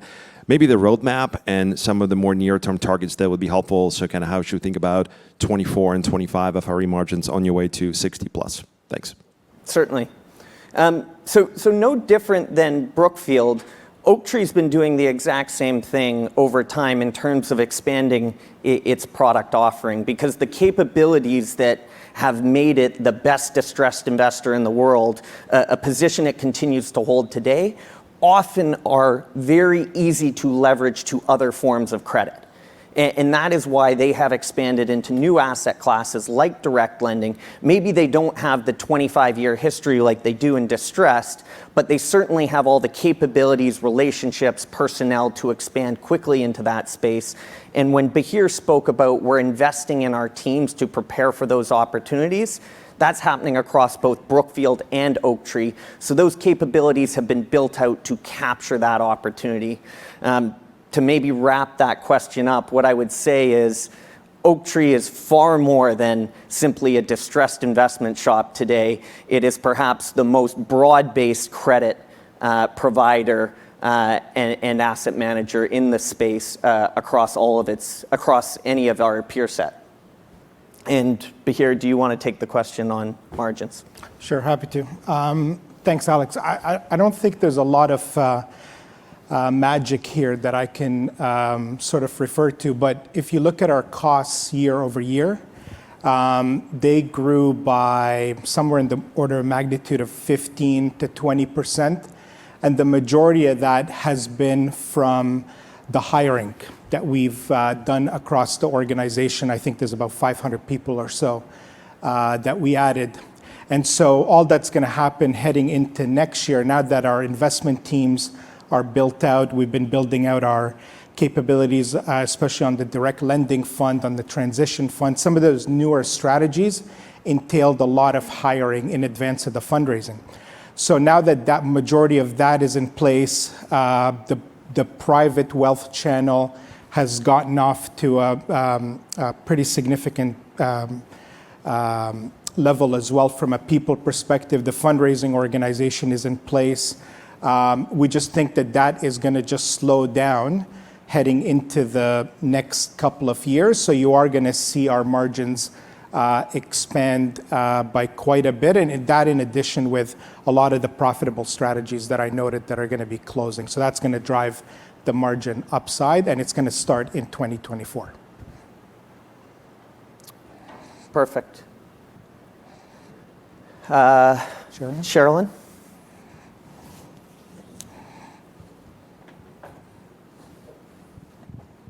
Thank you. It's Sherilyn Radbourne with TD Cowen. I wanted to dig in a little bit on transition investing. You mentioned on the last conference call that that has now gained more credibility as a strategy for clients, and they increasingly have allocations towards it. So maybe you could speak a little bit to where those allocations stand and where you think they could go. And then alongside that, how would you envision the product family growing into, core and debt, as we've seen in the other flagship families? Sure. So in a word, where are those allocations going? They're growing, and they're growing very rapidly. But I'd perhaps make 2 points about what's driving that. One is very simply economics. There are very, very attractive risk-adjusted returns to be generated in transition investing with zero return discount as a result of focusing on decarbonization. So part of that allocation decision is simply economic. And then secondly, there's an increased pragmatism around the world in transition investing, that it's not about being black or white, but simply helping all sectors of the global economy become more sustainable than they are today. And that pragmatism is opening up a much larger opportunity set, a much bigger investable universe, which is therefore exciting people about allocating capital to the space. To your comment around the product suite around transition investing, whenever we launch a new product, there's always 3 criteria. 1, it needs to be a large investable opportunity set. 2, we need to think that as Brookfield and Oaktree, we can be a global leader. And 3, it can't conflict with anything that we're already doing in the business. And when we think about the transition opportunity set, there's certainly components of the white space there that would tick all 3 boxes, whether it be increasingly on the lending side or more special situations type investing, particularly for some of the new decarbonization solutions that need that scaling capital to get off the ground. Our focus right now is obviously the second vintage of our flagship fund, hopefully another record fundraise, but no doubt we'll be looking to expand the product offering within transition as well. I had a question over here. Connor, over here on this side. On your left. Perfect. Jeff Kwan, RBC. I had one question, then just more of a clarification, I think for Bahir on slide 102. But I wanted to talk on the co-investing side. You guys have talked about LP investors wanting to do more co-invest. Co-investing can sometimes be done with no fees for clients. I just wanted to understand the size of the opportunity and also how to think about what those economics are as a contrast to like your typical LP fund fees. And then the other question I had on was slide 102. The insurance side, you showed, I think it was 223 billion of FBC growth coming from insurance, but then there's a lot of stuff that's going to go into the long-term private strategies. Just want to understand how that classification is done there. Certainly. So on co-invest, you heard a lot about co-invest in particular in our fundraising panel. And I think what's important to recognize in co-invest is a very important two-way street. By being aligned with great LP partners around the world that can co-invest in our deals, we are able to do the larger, more attractive transactions with less risk, or with less competition. And therefore, we're able to generate more attractive returns and deploy more capital in our funds. Similarly, it's a two-way street because our LP partners, one, get the discretion of will they participate in a specific co-invest transaction, and 2, absolutely the fee rates on co-invest do typically tend to be lower than they would on a fund commitment. But we are always excited to deliver co-invest to our clients. We're not concerned if it is at a slightly lower rate because it is two-way beneficial, and the fact that we can generate co-invest across all 4 of our flagship platforms is, I think, something that really continues to differentiate us. Thanks, Jeff. I don't have the slide in front of me, but I think it's the 5 operating groups and how they contribute to the fee-bearing capital numbers. So the $225 billion growth that we expect to see in our insurance solutions business goes through that last line item that's called credit and insurance solutions. Stepping back a bit, we deploy approximately, over time, 35 to 40% of those insurance assets into private credit strategies. So when we look at our fee-bearing capital numbers, all the insurance assets go through the insurance solutions line item, and the various other private credit or private fund strategies only include third-party fundraising that we're doing, in addition to the capital that we manage for Brookfield on behalf of Brookfield Corporation. In our fee-bearing or fee-related earnings and distributable earnings numbers, we obviously pick up the income streams associated with those funds that we'll be allocating those insurance capital towards. So that's the difference between, I think, how we show our fee-bearing capital numbers versus how we show our FRE and distributable earnings numbers going forward. we're very sorry. We recognize there's still a lot of questions in the crowd. We have run a little bit over. We would like to stop there. Thank you, everyone, for participating, and thank you for your interest and support of Brookfield Asset Management. The BN Corporation presentation comes after lunch. Have a great day.